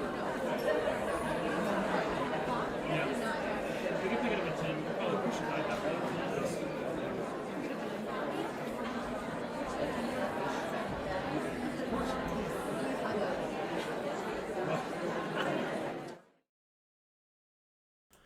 And we are back, ladies and gentlemen. How's everybody doing? Did you have a good break? I did. Good. Fixed the angle. I told Seb a joke, and I'm gonna tell you It's all. a good one. I'm gonna tell you all the joke. How does non-binary samurais kill people? I don't know, Sammy. How? They slash them. Like pronouns. Now, explain the joke. So, samurais traditionally killed people with katana-based implements, which are one-sided blades, typically a few feet long, with smaller handles without a protector on the handle, which were sheathed because you were required to have more skill. Anyway, with any blade-based combat, A move Okay, you, you're really going into this. I didn't realize you. a move that you would often do is bringing a sword down diagonally, which is also known as a slash. Now, a slash is also something within punctuation to show two different options. For example, like in pronouns. And non-binary people, hence why non-binary, they go by they/them pronouns. And so, they slash them.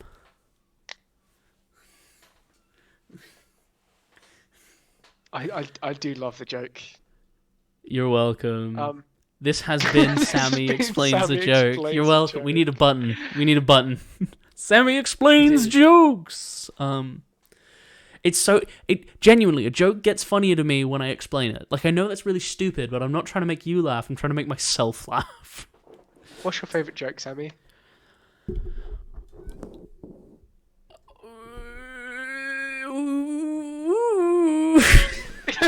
I love that one. You're right, Fuck. that's hilarious. So, just in case anyone's wondering, I said when we went to intermission, I was like, we really got to like start really talking about Donnie Darko, and then the first thing that I brought up was ooh. Anyway, Seb, Mine, again, it's you what's red and looks like a bucket. a bucket, a red bucket. Yeah.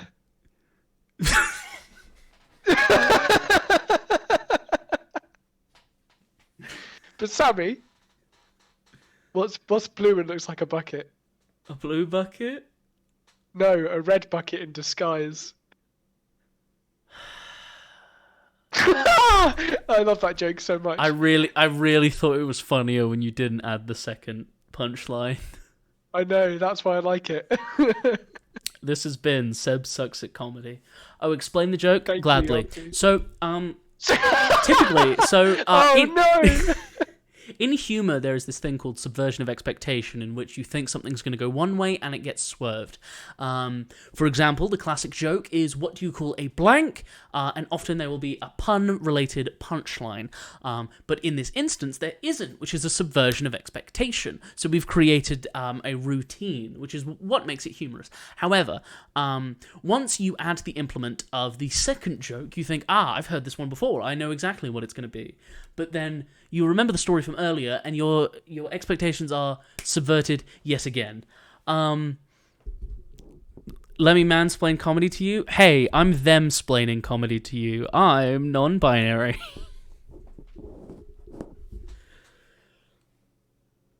And I'm non-dairy.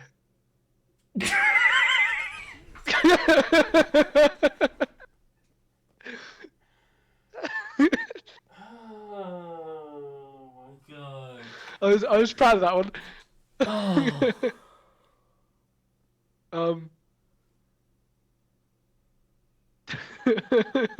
Please talk about Donnie Darko before I lose my mind. I'm doing my screen acting masters currently. And like one thing I've learned to appreciate is well-written characters and how difficult it is to act when all you have is, you're like a male who likes to sleep around, and then that's all you'll get as like background. But this movie, from an actor's perspective, I think I said it earlier, but I'll reiterate it again. There are no characters in this movie that I was like, I'm bored of this character. Like, if this character never showed up again, I wouldn't care. Every single side character in this movie has a purpose, whether it be to push the narrative forward, to help Donny along a certain path, or just to provide entertainment to the audience. You know, all of the characters have their roles. This movie is like a clock, and each character is a cog. I was talking with Sammy before about, like, you know, who his favorite characters were and this kind of thing. And one thing that's easy to remember about this movie, and not like Roadhouse 2, is that you do remember almost every character. We were talking about actors in this movie that we were shocked to find. Like, we talked about how Seth Rogen's in this movie. Seth Rogen's in this film. Jerry Trainer is in this film. Ashley Tisdale is in this film. And every time I saw them, my brain literally just flipped 180. It was just like, what? Like, it was so... Like, first time I saw Seth Rogen, I was like, because that was that around... Because when was... I'm about to sound really stupid, so I'm going to Google something instead. Okay. I'll talk while you do that. Well, basically, I was but, just like, going to ask, because when was Freaks and Geeks? The show he did. That was... I want to say 2001. Or maybe 99? 99 was the original Yeah. release. Yeah, Yeah. so Good show. Very just good show. just a little bit before this film, 2 years. Freaks and Geeks was amazing. There's so many good actors in that show.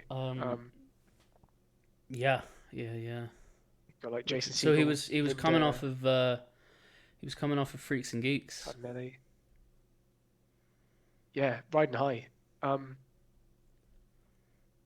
I only had one But season. here's the thing. He only had one scene in this movie. No, I said there's only one season of Freaks and Geeks. I know. Really upsetting. Have you seen it? I haven't. Dude. I I'm not want gonna say to watch to. it, It's 'cause I very know my it's on the style. list. I think I'd really like it. You would love it. You would love it. It's really great comedy.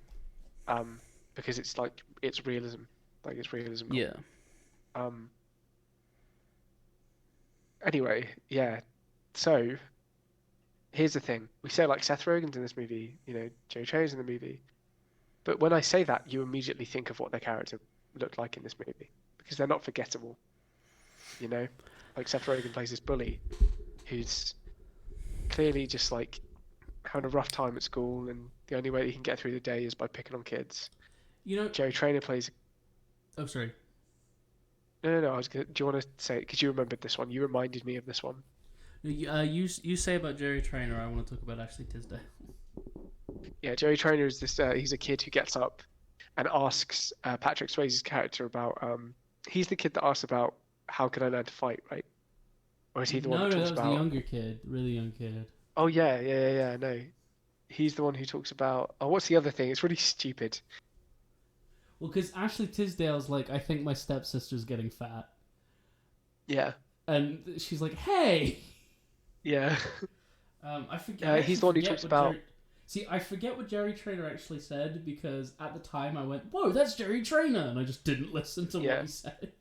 Oh, God. But the point is, like, we remembered which scene they were in. What they were saying wasn't important, because we were more focused on Patrick Swayze being an arse. I think he talks about not having any confidence. I think that's his thing. I think so. Yeah. But the point is, this movie is backed by some of the best supporting cast members in a film I have seen in a long time. This movie isn't... This is called Donnie Darko, but this movie really is Donnie Darko gets pushed around and shoved towards his end goal by the people around him. So we talked about who your favorite character was in this movie, like side characters and things. What's your favorite conversation? Because to me, this movie is basically just a group of conversations that happen that... this movie could very easily have been Donnie Darko as a superhero, he has to save the world, but it's not. It's Donnie Darko as a kid who is in an unfortunate situation where he has to save the world. Yeah. So I want to know what your favorite conversation in this movie. That's a good question. I know what yours is, so I won't say it. Mine's actually not that one. Really? But it is a good one. It is a good one. It's a good one. Really? Yeah, I think that, wow, I lost my train of thought. I think that my favorite conversation... So my favorite serious conversation is when he's talking to his science teacher about time travel. Yes. I love that sequence just so much, like that little collection of dialogue, because There is another one which I love, but I don't want to step on yours. I'll talk about a different one after, but because he's a kid who, he has this task, or he's trying to prove that Frank isn't real. So he has two things going on in his brain at the same time. He has I know that he's imaginary, or I think he's imaginary because people have told me that I have hallucinations, so he's probably imaginary. And he's trying also at the same time to figure out how that time travel happened, to which he said, they were talking about finding a wormhole, how, any vessel could do, like it doesn't have to be a spaceship, you just have to get it at the right time, which, by the way, it's not how time travel works, but whatever. I do believe in alternate dimensions, though, in alternate universes, parallel universes. Yeah. I do believe in those. But anyway, I think that's my favorite because then you remember he's a kid. Because then he says, "Oh, like a DeLorean." I love how they shot those movies. It's so futuristic. Yeah. You know what I mean? It's like we're reminded. Oh yeah, he's not just a crazy guy who burns down houses. He's a kid who likes movies. Yeah. You know. And I'd love this script. I would love to own this script, because, if this was my favorite part about that conversation, and all of the conversations he has with his science teacher, is the ending of it, when he asked him about like God and is something driving us, and his teacher responds with I can't have this answer conversation that anymore. I'll lose my job. And he's like, yeah, why not? I'll lose my job. And Donny doesn't get mad. He goes, yeah, fair enough. Yeah, no, he's He walks literally, yeah, I do love that, how he's just like, well, if you lose your job, who am I going to talk to about this? Okay, in a bit. Yeah. And it's just, because I don't know about you, but that's exactly how I would have been like, that's stupid. But I get it. Like, I understand that you can't have this conversation. Yeah. And I think that to me, Donny is portrayed to be this really smart kid. He's just Incredibly bright. Yeah. He's just trouble. He's plagued with something that he can't help. Which that is something that is a little tropey. Yes. Yeah. I'm the burnt out intelligent kid. Like this film has a lot of stuff in other ways, which is where I can forgive it. But my one, because it's easy to do two things. It is easy to make them an outcast who's struggling, and it is easy to make them an outcast who is brilliant. Which I know this is really stupid. He's not an outcast. He's got friends, and we see him have friends and talk to people. He's just yes, but he trouble. Also wakes up in golf courses and was convicted of setting houses on fire. That is true. But anyway, it's you never see the average outcast main character who we sympathize with. That's what I want. I want Joe Normal, just absolute. Yeah. But yeah. You got nothing special about you. What was that's your? Basically the Lego Movie. What? Fuck you for making me think about the Lego Movie right now. Dude. What was your favorite scene, conversation, cluster of dialogue? Conversation. The one that made me kind of feel the most. I told you I want to talk about the moments that made me feel distressed, because one of them is this conversation, and it's the first scene. It's the scene when they get off the bus, and they're stood outside, and he's with his little sister, and one of his friends is bullying the quite overweight girl, and Donnie's like, leave her alone. And it's kind of this scene where it's like that I can see that happening in a real school. Like, that is an exact conversation that I bet has happened to someone who wrote this film. Because usually it would be like, lay off her, dude, like, and then they start like pushing each other. It would get into like a big confrontation, but it's not. It's like, stop, and then it's just, hey, being a dick. It's like, oh yeah, I am being a dick.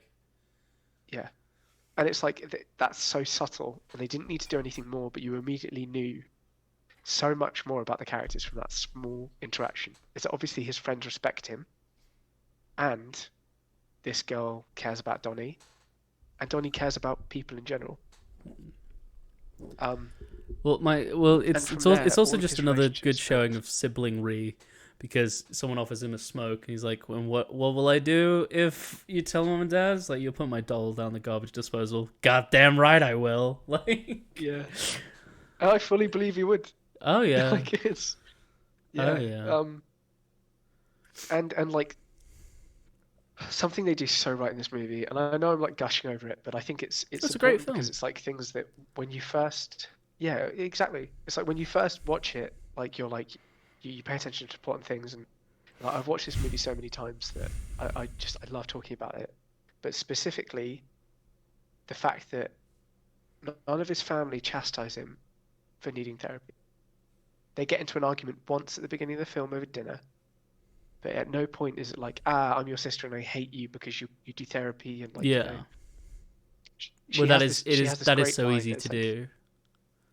yeah, and it feels real. You know, I had to do like anger management when I was younger, and like my brother never made fun of me for it.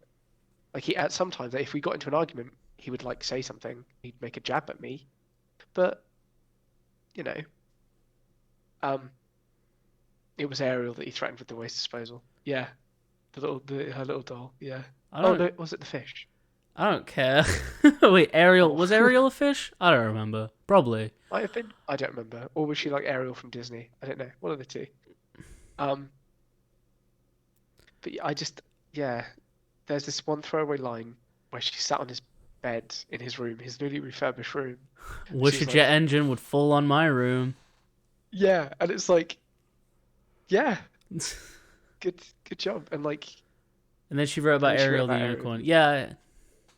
Oh, I guess it's like a stuffed animal then. Um, and it's like there are so many tropes in this movie that they avoid. You know, it does have a few, like you mentioned, but the biggest one that I kind of spotted, and I was like, because I haven't seen this movie in a long time, not since I think I was about 17, 18. Okay. Um, and I And couldn't so that was remember. 40 years ago because you're 57 now. Yeah. Yeah. Um, Cool. Just want to clarify that Seb is it was 57. quite a while ago. It's true. It's the scene when he comes downstairs and he sees his sister, and she says, "I got in. I got in." She gets into Got into Harvard, her dream yeah. school. And in my head, I was like, "Oh, he's gonna chastise her and be like, good for you, like whatever, you know." But he's not. He's like, "We should throw a party." You know, and some of this is due to the. I don't have. I feel like he was gonna say, "Can we throw a party anyway?" Probably. Well, because obviously he's being, at this point in the movie, he knows what he has to do. Yeah. And he's seen visions of this party. He sees a vision of it in the cinema when Yeah. they're watching Evil Dead. Which was the same night as the talent show. Yeah, it was. I love that Gosh, talent what show scene. creepy. Here's another. So was that your favorite, or have you yet to say your favorite? My Because I want to my talk about favorite. another one as well. Yeah, it's either that scene or it's the scene where they talk about their first kiss, where she Yeah. says, "I want it to be special, and I want it to, you know, remind me that the world is good." There are Yeah, good because things in this we world. learn earlier in the film that Gretchen's mother was stabbed by her stepfather. Her crazy ex-stepfather. Yeah. Um, And you know the two bullies are like, "Oh, didn't your dad get stabbed?" And so he's chasing after because she storms out crying, and you know he's chasing after her like, you know, those guys are assholes. Like, I'm so sorry they brought it up, and then she gives him a big old kiss-a-rooney. to remind her that there is good in the world. But yeah. Or that sadness is a powerful aphrodisiac. You're right. You've changed my perspective, Sammy. But yeah, because my favorite cluster of dialogue. Oh, posture check. Thank you for that. Make sure everyone's sat upright. okay. Got your back feeling good. There we go. Right. My favorite cluster of dialogue, apart from the one I've already mentioned, was the one about Because throughout the whole thing, Patrick Swayze's like plan for self-healing is fear and love. Like, fear is stopping you and love is what you need. Like, everything is on one line of good and bad, which I am obsessed with. I talk about this all of the time about how nothing is black and white. Like, there is no instance in which someone is bad or someone is good. There are so many things, and like Jake, and like I almost called him Jake Gyllenhaal. I mean, I'm right, but Donny is like, this is stupid. Like, I don't get it. And it's just like, oh, mark on the line where he's like, no, I get what that is, but no one is good or bad. Like, there's nothing. It's a spectrum of human emotion. It isn't things are good, things are shit. Like, you know, it's a complete sphere of emotion, and I talk about that all the time with anyone who will listen to me about it, because it's so interesting to me. Because the example that they give is, oh, what if they used a very obviously racist name, so I'm just not gonna say it, but like, oh, this person finds a wallet on the ground, and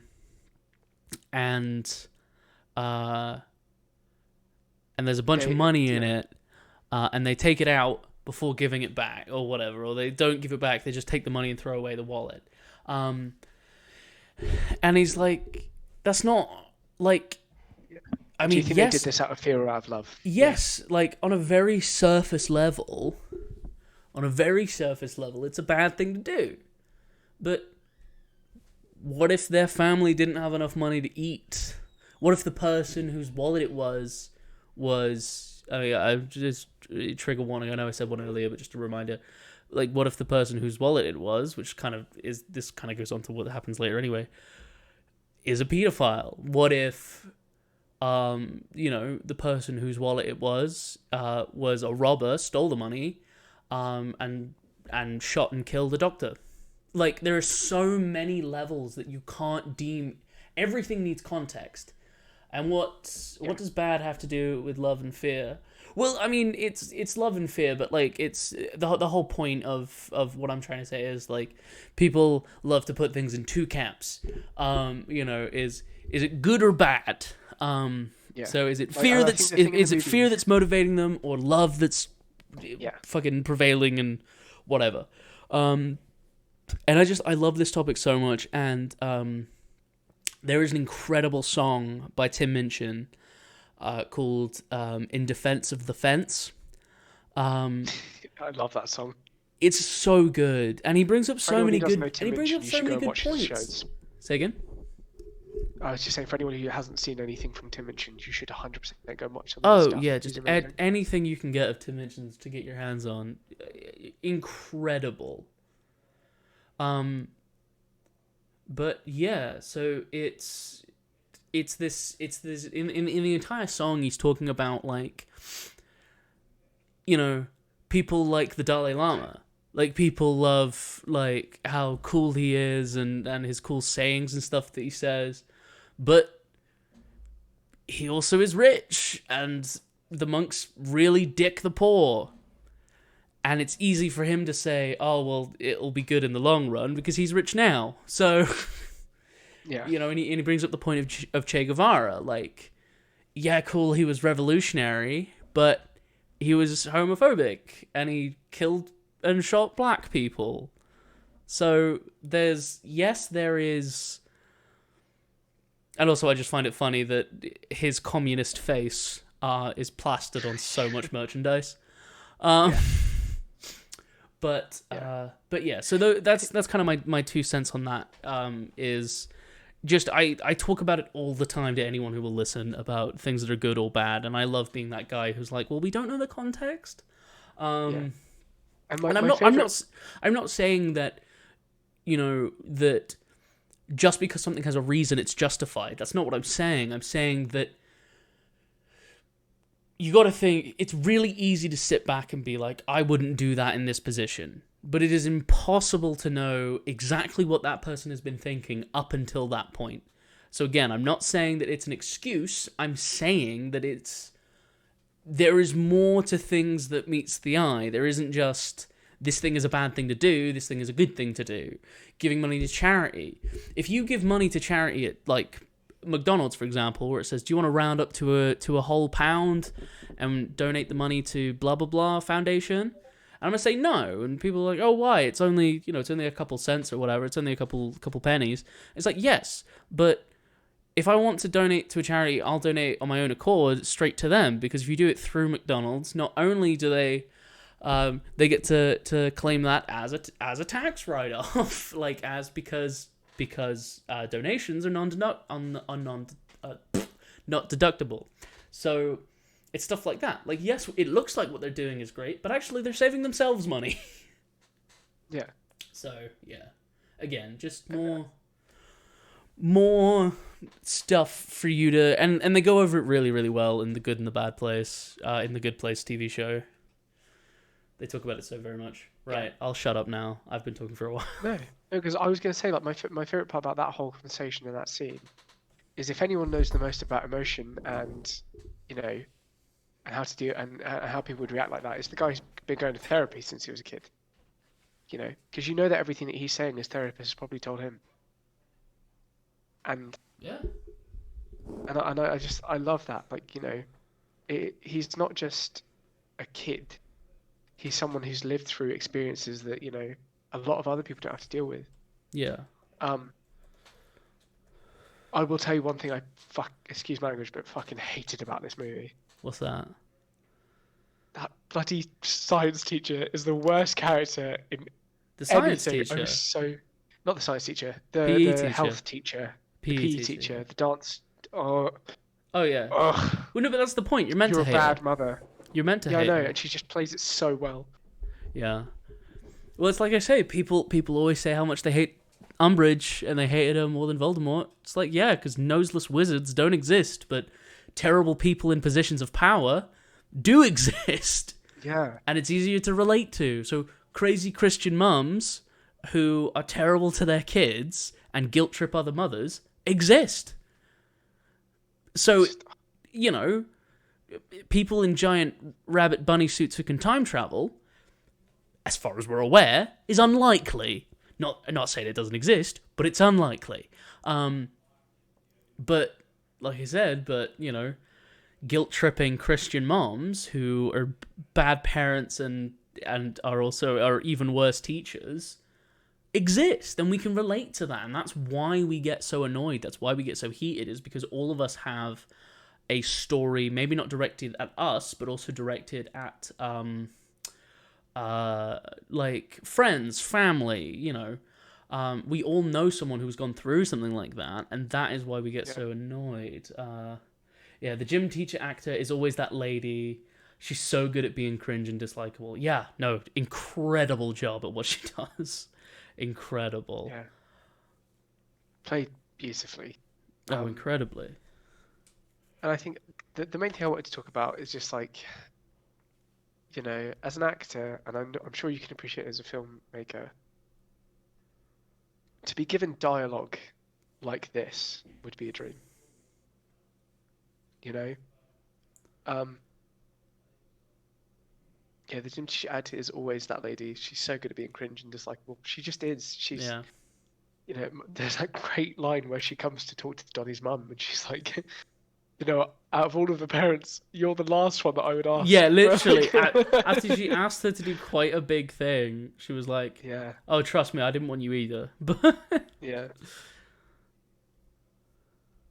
Well, one thing that I will say about the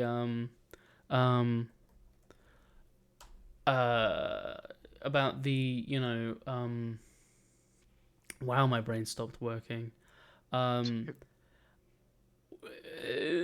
One thing that I will say is that because of like reversing everything and being led up to whatever, that means that Patrick Swayze's character is currently an unconvicted pedophile.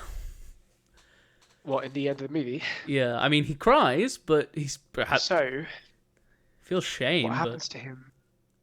It's stated in the book that after 14 days, he clears out his child pornography room and he kills himself on the 14th goal of the 14th hole of the golf club. Oh, But he's never convicted, and his secret stays hidden. So, but right. he does kill himself. I love the whole scene in his house Yeah, where we get to great see scene. his. We get to see Donny set you fire know, to everything. yeah, set fire to everything and like And then the just that firefighters massive, show up and be like, "Hey, there's a room back there." yeah, and they're like it's full of kid porn. Yeah, Which was a big plot device in a lot of early 2000 films. Like, the butterfly effect had that as like a massive thing, and like quite a few others. But there's just that one shot of this giant portrait of Patrick Swayze where he's got a mullet. It's just like, yeah, yeah, this character would have that in his house. yeah. Of 'Cause course he would. You know, like, Course I he don't would. think personally I would never have a picture of myself. Oh, it's so weird when people do. And I mean, like, do what makes you happy, but when people have pictures of them. And I mean, I also kind of get it if, like, you're, like, quite, like, an established person and someone was like, hey, it took me 60 hours to draw this of you. Yeah. Then it's like, cool, I appreciate you drew me. I have to find somewhere to put it. But, like, people usually put it in, like, a study or something that they don't go to see themselves. His was, like, front and center in his living room. Yeah. And it's small things like that like in my head are just like, it's details that make characters like that. And yeah, it's like the gym teacher wearing her normal clothes. What God is when she Awesome comes to visit Donnie's t-shirt. mum. Yeah. And it's like, yeah, of course she would wear that. Of course she Because, would. she's obviously she's going to testify on behalf of him. And Yeah. it's just so, yeah, just every character has a role to play, and they play it beautifully. And like the more I'm thinking about it, the more you're right about Donnie being like this outcast intellectual, and it's really bugged me. It's really bugging me. I can't stop thinking about it. You're welcome. But he's not the only one No. either. Like obviously, Gretchen's quite smart, and they come up with that idea of the The goggles. infant goggles, yeah. And I just. But here's the thing, like all of the questions they get at the school are smart questions. Like Yeah. they didn't think about what would happen if, someone irresponsible bought this for a child. Or whether or not children need sleep to grow. And it's like no matter how smart they think they are, they're still just kids. And I think for me that's one of the main themes I took away from the movie is that like you can try as hard as you like, when you're young and when you're learning, but you will not know everything until you've lived it. Yeah. Which is definitely.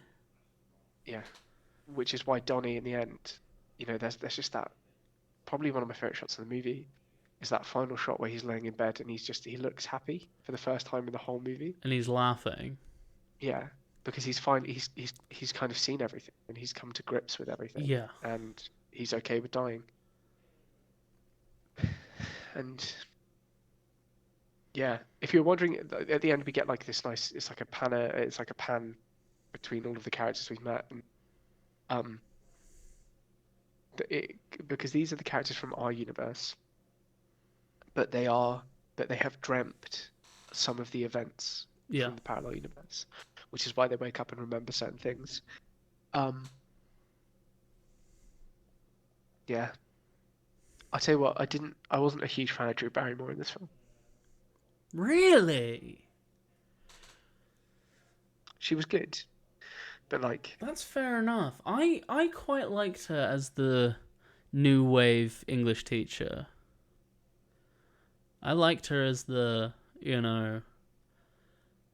old people suck. Well, it's like how they wanted to ban To Kill a Mockingbird because it made people feel uncomfortable. Yeah. I was like, that's the whole point. yeah, I wonder why.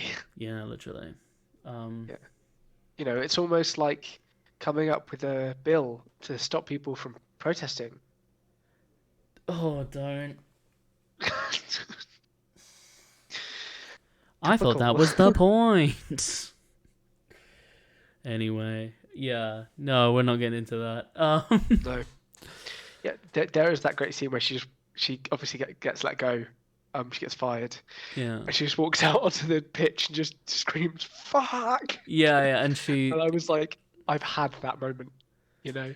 I liked the scene where she screams and then realized the girl was there. Yeah. Exactly Exactly that. Just I used to teach, and I've had that moment so many times where someone who's got like more authority than me undermines me, especially in front of students, so you just want to scream in their face. And the Edgy Boys get political. The Edgy Boy political show. That's what we should. No one wants that. No one wants that. No one wants We really that. do not. So, I had an idea. Okay. I think. So, Seb, remind me when your birthday is. April 14th. Do you remember when my birthday is? Considering you had to ask me when mine was. Oh, I'm not saying that you're I a bad think friend if you don't know. Because I didn't know Can I yours. guess? I fully had no idea when yours was. Is yours in September? No? Oh, is it closest to? Was it recent? Give you a hint. I'm still 19. And And I'm in second year. December? So I turned 20. No, I would turn 20 this year.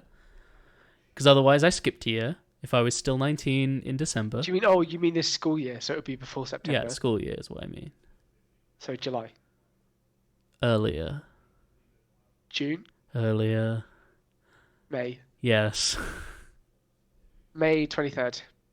Half of that and add 0.5. May 12th. May 13th? 12th. Yeah, there May we go. 12th. That's my birthday. First try. My birthday's May 12th. Yours is April the 14th. So I think that on one of the Edgy Boy picture shows, like halfway between those, I think I'll find out where that is. I think we should do, instead of doing an analysis on one film, I think we should do a rapid fire top 10 films of all times, excluding Back to the Future, because we've already done an episode on it. We should do an episode where we just talk about our top 10 films very briefly. That would be the 28th of April. 28th That's of April? exactly between ours. Yep, that's 2 weeks after mine, 2 weeks before yours. Dope. Yeah. So, Nice. 28th of Donny, April. okay, I will avoid talking about any film we've talked before, so I'll replace Donnie Darko with something else as well. Which you can have it on, because we won't be doing, Oh yeah, I three- suppose so. Because it's, Primer was my 10. Yeah, so we have to... And that's now been knocked down, and Donnie Darko took it, because Donnie Darko was very, very close. Yes, and we I love that idea. we're gonna be excluding. Here are some rules. We're gonna be excluding I'll Back write to these the down in Future. announcements, maybe. Yeah, we're gonna be excluding Back to the Future because we both know that's a god tier film. We both love that film. It's our favorite film, That's always going to be number one. and we've already done an episode on it. Rule number 2 can't be something that we've already done an episode on. So Donnie Darko, for example, which is a bummer because I can't say Roadhouse. I'm gonna say No, I like it because we can say that it's in our top 10. I'm gonna Well, I'm like gonna at the say that end. we're gonna have an honorary mentions where we talk about Yeah. the films. We don't even talk about the films. We just say honorable mentions are this, this, this, this, and this. But we can't say them because we've already done an episode on them. Yeah. Cool. Because there's a lot of films that I love that we've done an episode on already. Yeah, me too. Cool. So we're gonna do a top 10 rapid rundown. And I have an idea. What's your idea? I think we should have a thing where if at any point our films overlap, we should do something special. Be more specific. Do you mean where they overlap, as in we just have the same film roughly in the top 10, like my 7 is your 3? So Or if we both of our 5s are the same? I think we should do both. Okay. So something smaller for if we both have the same film in our top 10. Like we need to think of something big, like really big to do. Okay. Well. Okay. Here's this. It's just an off the brain. This is something we're figuring out on the spot because I wanted the audience here to figure it out with us. If it is the same in the top 10, we have to. Ooh, I forgot what I was gonna say. I had a semi decent idea. Okay, so if it's the same film, we both have to donate some money to the other person's chosen charity. Charity. I was going to say the exact same thing. And That's then- exactly what I was thinking. And then if we It's for the have same one, person. because it's so slim that we'd have one on the same place. Yeah. Because the amount of films that exist in the universe and the amount of combinations that you can make with 10 different films in 10 different places is near infinite. So So what if we get it in the same exact place? What do you think, chat? So What do you think we should do? Yeah. What do you think we should do if Seb's 5 is also my 5? Top of your head, what charity do you think you're going to go with? You don't have to say no.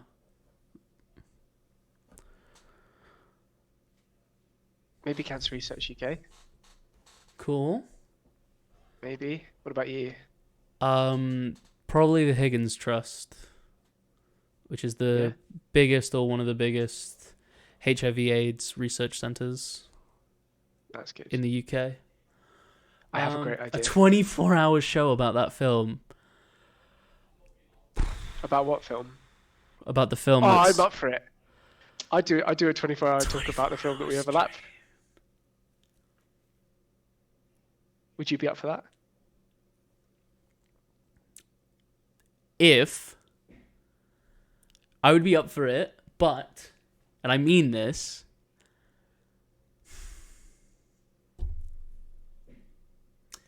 because 24 hours is a long time. 24 hours is a very long time. And we'd have to talk about one film for 24 hours.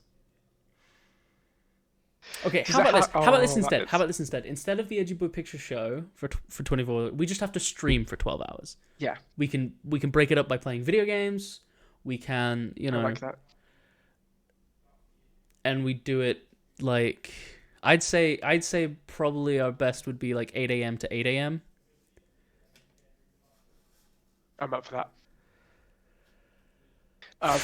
Does I that have an include idea. watching it? No, because streaming a film over Twitch can get me banned because I don't own the copyright. So I'm not getting banned. Sorry. Yeah. What we could do is we could stream our reaction to watching the film on the Discord. Well, we could do a watch along in which we watch, like in the Discord or something. Yeah.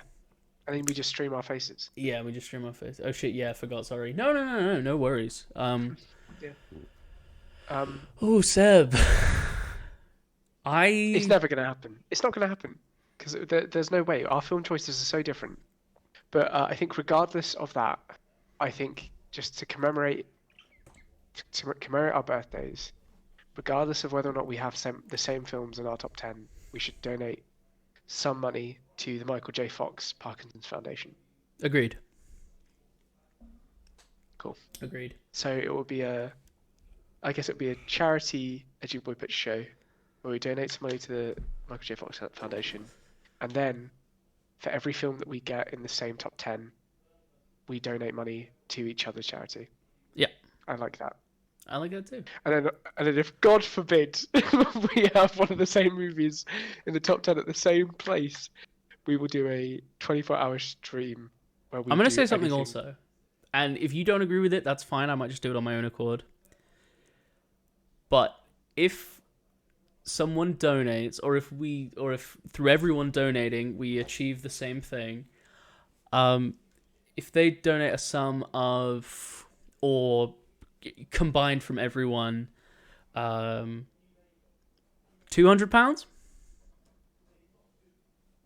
£100 each. I'd be down for that. We will still do the 24-hour stream. Yeah. And we'll still do the charity thing. We need to write these down. We do, but we'll talk about that after the stream. Yeah.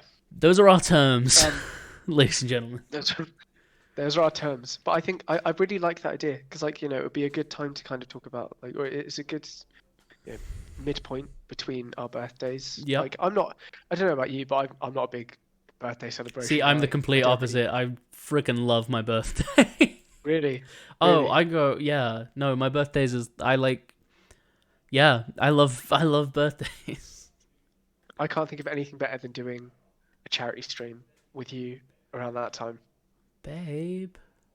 Oh. But yeah, we'll I make hope you grow into something more announcements as the weeks go by. But yeah. Aw, I know, cute. Right. General movie news. Let's move on to it, shall we? This is my once again call to tell everybody, please, if you can, back Onyx the Fortuitous and his film. Please, I absolutely beg you, if you go to onyxthemovie.com, I really want to see it. I really love this creator. I would absolutely adore it if people could back it. Again, only if you can. If you're doing other things financially, obviously I understand that. Like, I'm not here saying like, oh, why don't you? This is just, if you can, if you have the spare income, I would appreciate it so much to donate to Onyx the Fortuitous. Dude's dope. I've backed some money, you know, and it's a film that I'm really interested in watching. So yeah, that's my bit of mood. Did you hear that Cherry sucked? Of course I did. Are you kidding me? I've been saying it's going to suck since it came out. Since I saw the Yeah, trailer. me too. I wasn't. Did we talk about this last week? I don't care. I'll I talk think about we it had this again. exact same conversation. Don't watch Cherry. Even if you have Apple TV, don't watch Cherry. Waste of time. It's inconsistent. Did you watch it?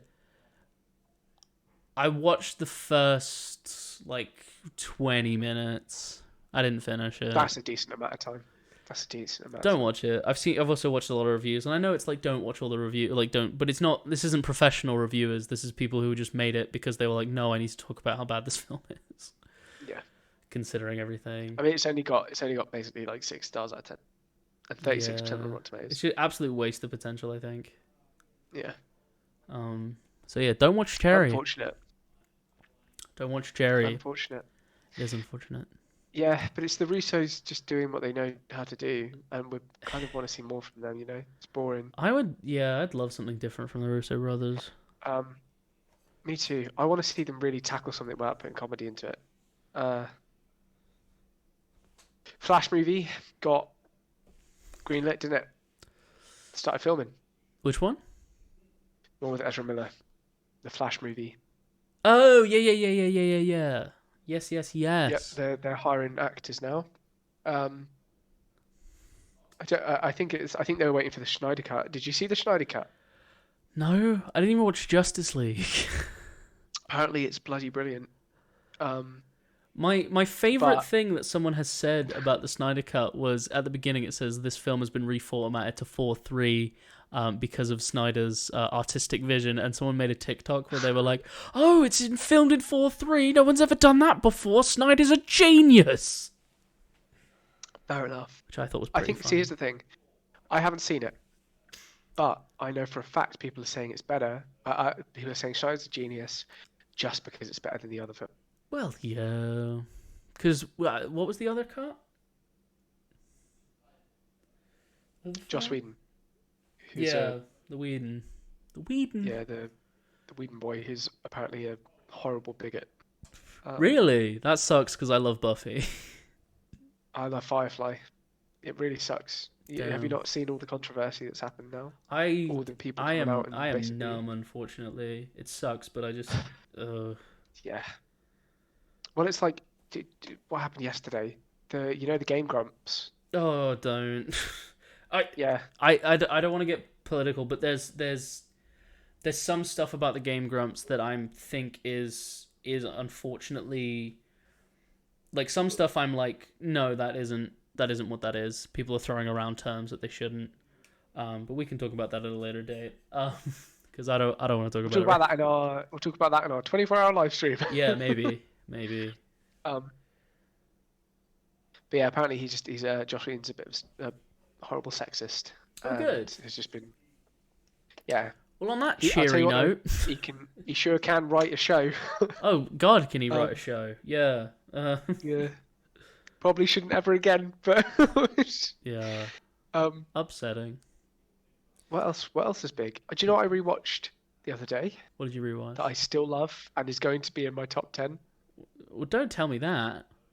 Oh, okay. You can't. Well, you have to now. Can't tell you. What is it? Die Hard. Ah, okay. Bloody incredible movie. And Do I you will want- go do you wanna into know I will something go that's into gonna make you detail at some mad? point. Huh? I've never seen it. I haven't seen any Die Hard film. Don't watch any others, but the first one is a work of art. My roommate said that the third one is where he had the most fun. Yeah. What has in most fun watching it? Yeah. Yeah, that's one with Samuel L. Jackson, I think. Right. Do you Where know what they're I basically running rewatched around New recently? York. Yeah. Die Hard with a Vengeance. They get to it. That third one is so good. They run around New York trying to basically solve puzzles and crimes that are going on around the city. Like Fair terrorist enough. attacks. It's so good. I The first one's also incredible. I recently rewatched Real Steel again. Yeah? It's my third time watching that film. It's just Why? It's just great. Well, it's because so basically what my flat does, because we're film students, is we rewatch. So what we do is, as much as we can, we usually do it about once a day. We watch a film, and we do it based on someone else's recommendation.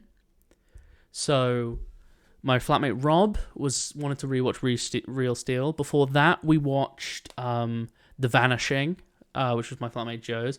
Tonight we're watching Dodgeball. Yeah, that's yours, isn't it? Yeah, Vince Vaughn. Not by Vince Vaughn, but starring Vince Vaughn. We're watching Dodgeball tonight. And then I think we're watching Prisoners. Is that the one with Hugh Jackman? What, Real Steel? Because Prisoners. yes. Yeah, apparently that's pretty good. Prisoners got high praise from my flatmate yeah. Joe, and he's very 81% on Rotten Tomatoes. he's very harsh on films, so I'm excited Okay. to watch it. I'll I think it's on Netflix I'll right take now. a look. It is on Netflix right now. I stumbled upon it the other day, and it was between watching that or watching My Name is Earl. Oh, nice! And that was the movie Great My Name is show. Earl. Great show. Oh no! What? I think I crashed. You have crashed. Well, on that note, there we go. He's back. Well, on that I'm note, I think we should call the Edgy Boy Picture Show there. Yeah. I've had a lot of fun this week. I want to say, everyone, thank you so much. Thank you for waiting for us. And yeah, you know what you have to do. Thank you, boys. You're welcome. You know what you have to do. Either raise £200 next week's show, which will be more rats. More rats will be. Actually, no. We're gonna do. So that 200 is going to be like continuous, isn't it? We're gonna be doing Gross Point Blank next week. Sorry. Never Gross seen Point it. Blank. A very good film. But Very good film. Is that the one where he holds a boombox above his head outside of a window? No. Okay, that's another John Cusack movie. Yeah, no, lol. Cool. Cool soundtrack. Very cool soundtrack. Okay, I've just looked up the synopsis and it looks bloody incredible. Oh, I'm very it's excited great. to watch this movie. Absolutely great. Cool. Well, thank you all for watching with us. We're gonna go raid. Lavender Clouds, because she's Yeah. streaming right now. She's streaming So Dead is by that- Daylight. So that £200, is that going to be continuous? So if people donate money, I'm gonna say it's only gonna be on our birthday day, on our birthday day. on our birthday midpoint. Yeah, So On our on April, birthday what is it? midpoint, April like- 28th. April 28th, yes. So on April 28th, communally, we have to raise £200, and we'll do a 24-hour stream. I'm excited. I'm not. And that money will be donated, right? That will be donated. Or will it not be donated? I'm broke. And a Oh, okay. student. Okay, if you raise £200, I'll donate my half. Okay. We'll donate 100. Well, I'll give you 50. We'll donate 100 of the money and then have 50 each. Anyway, that's think just that's money fair. talk. I hate money. But anyway, Me too. we're going to go raid. Thank you so much Ridiculous for concept. Let's raid stopping someone. by. Right. See you guys later. Bye-bye. Bye, guys. Right, let's get ready for the raid. 10, 9. Oh, I'm so excited. For what? For the raid. Oh. And bye, guys.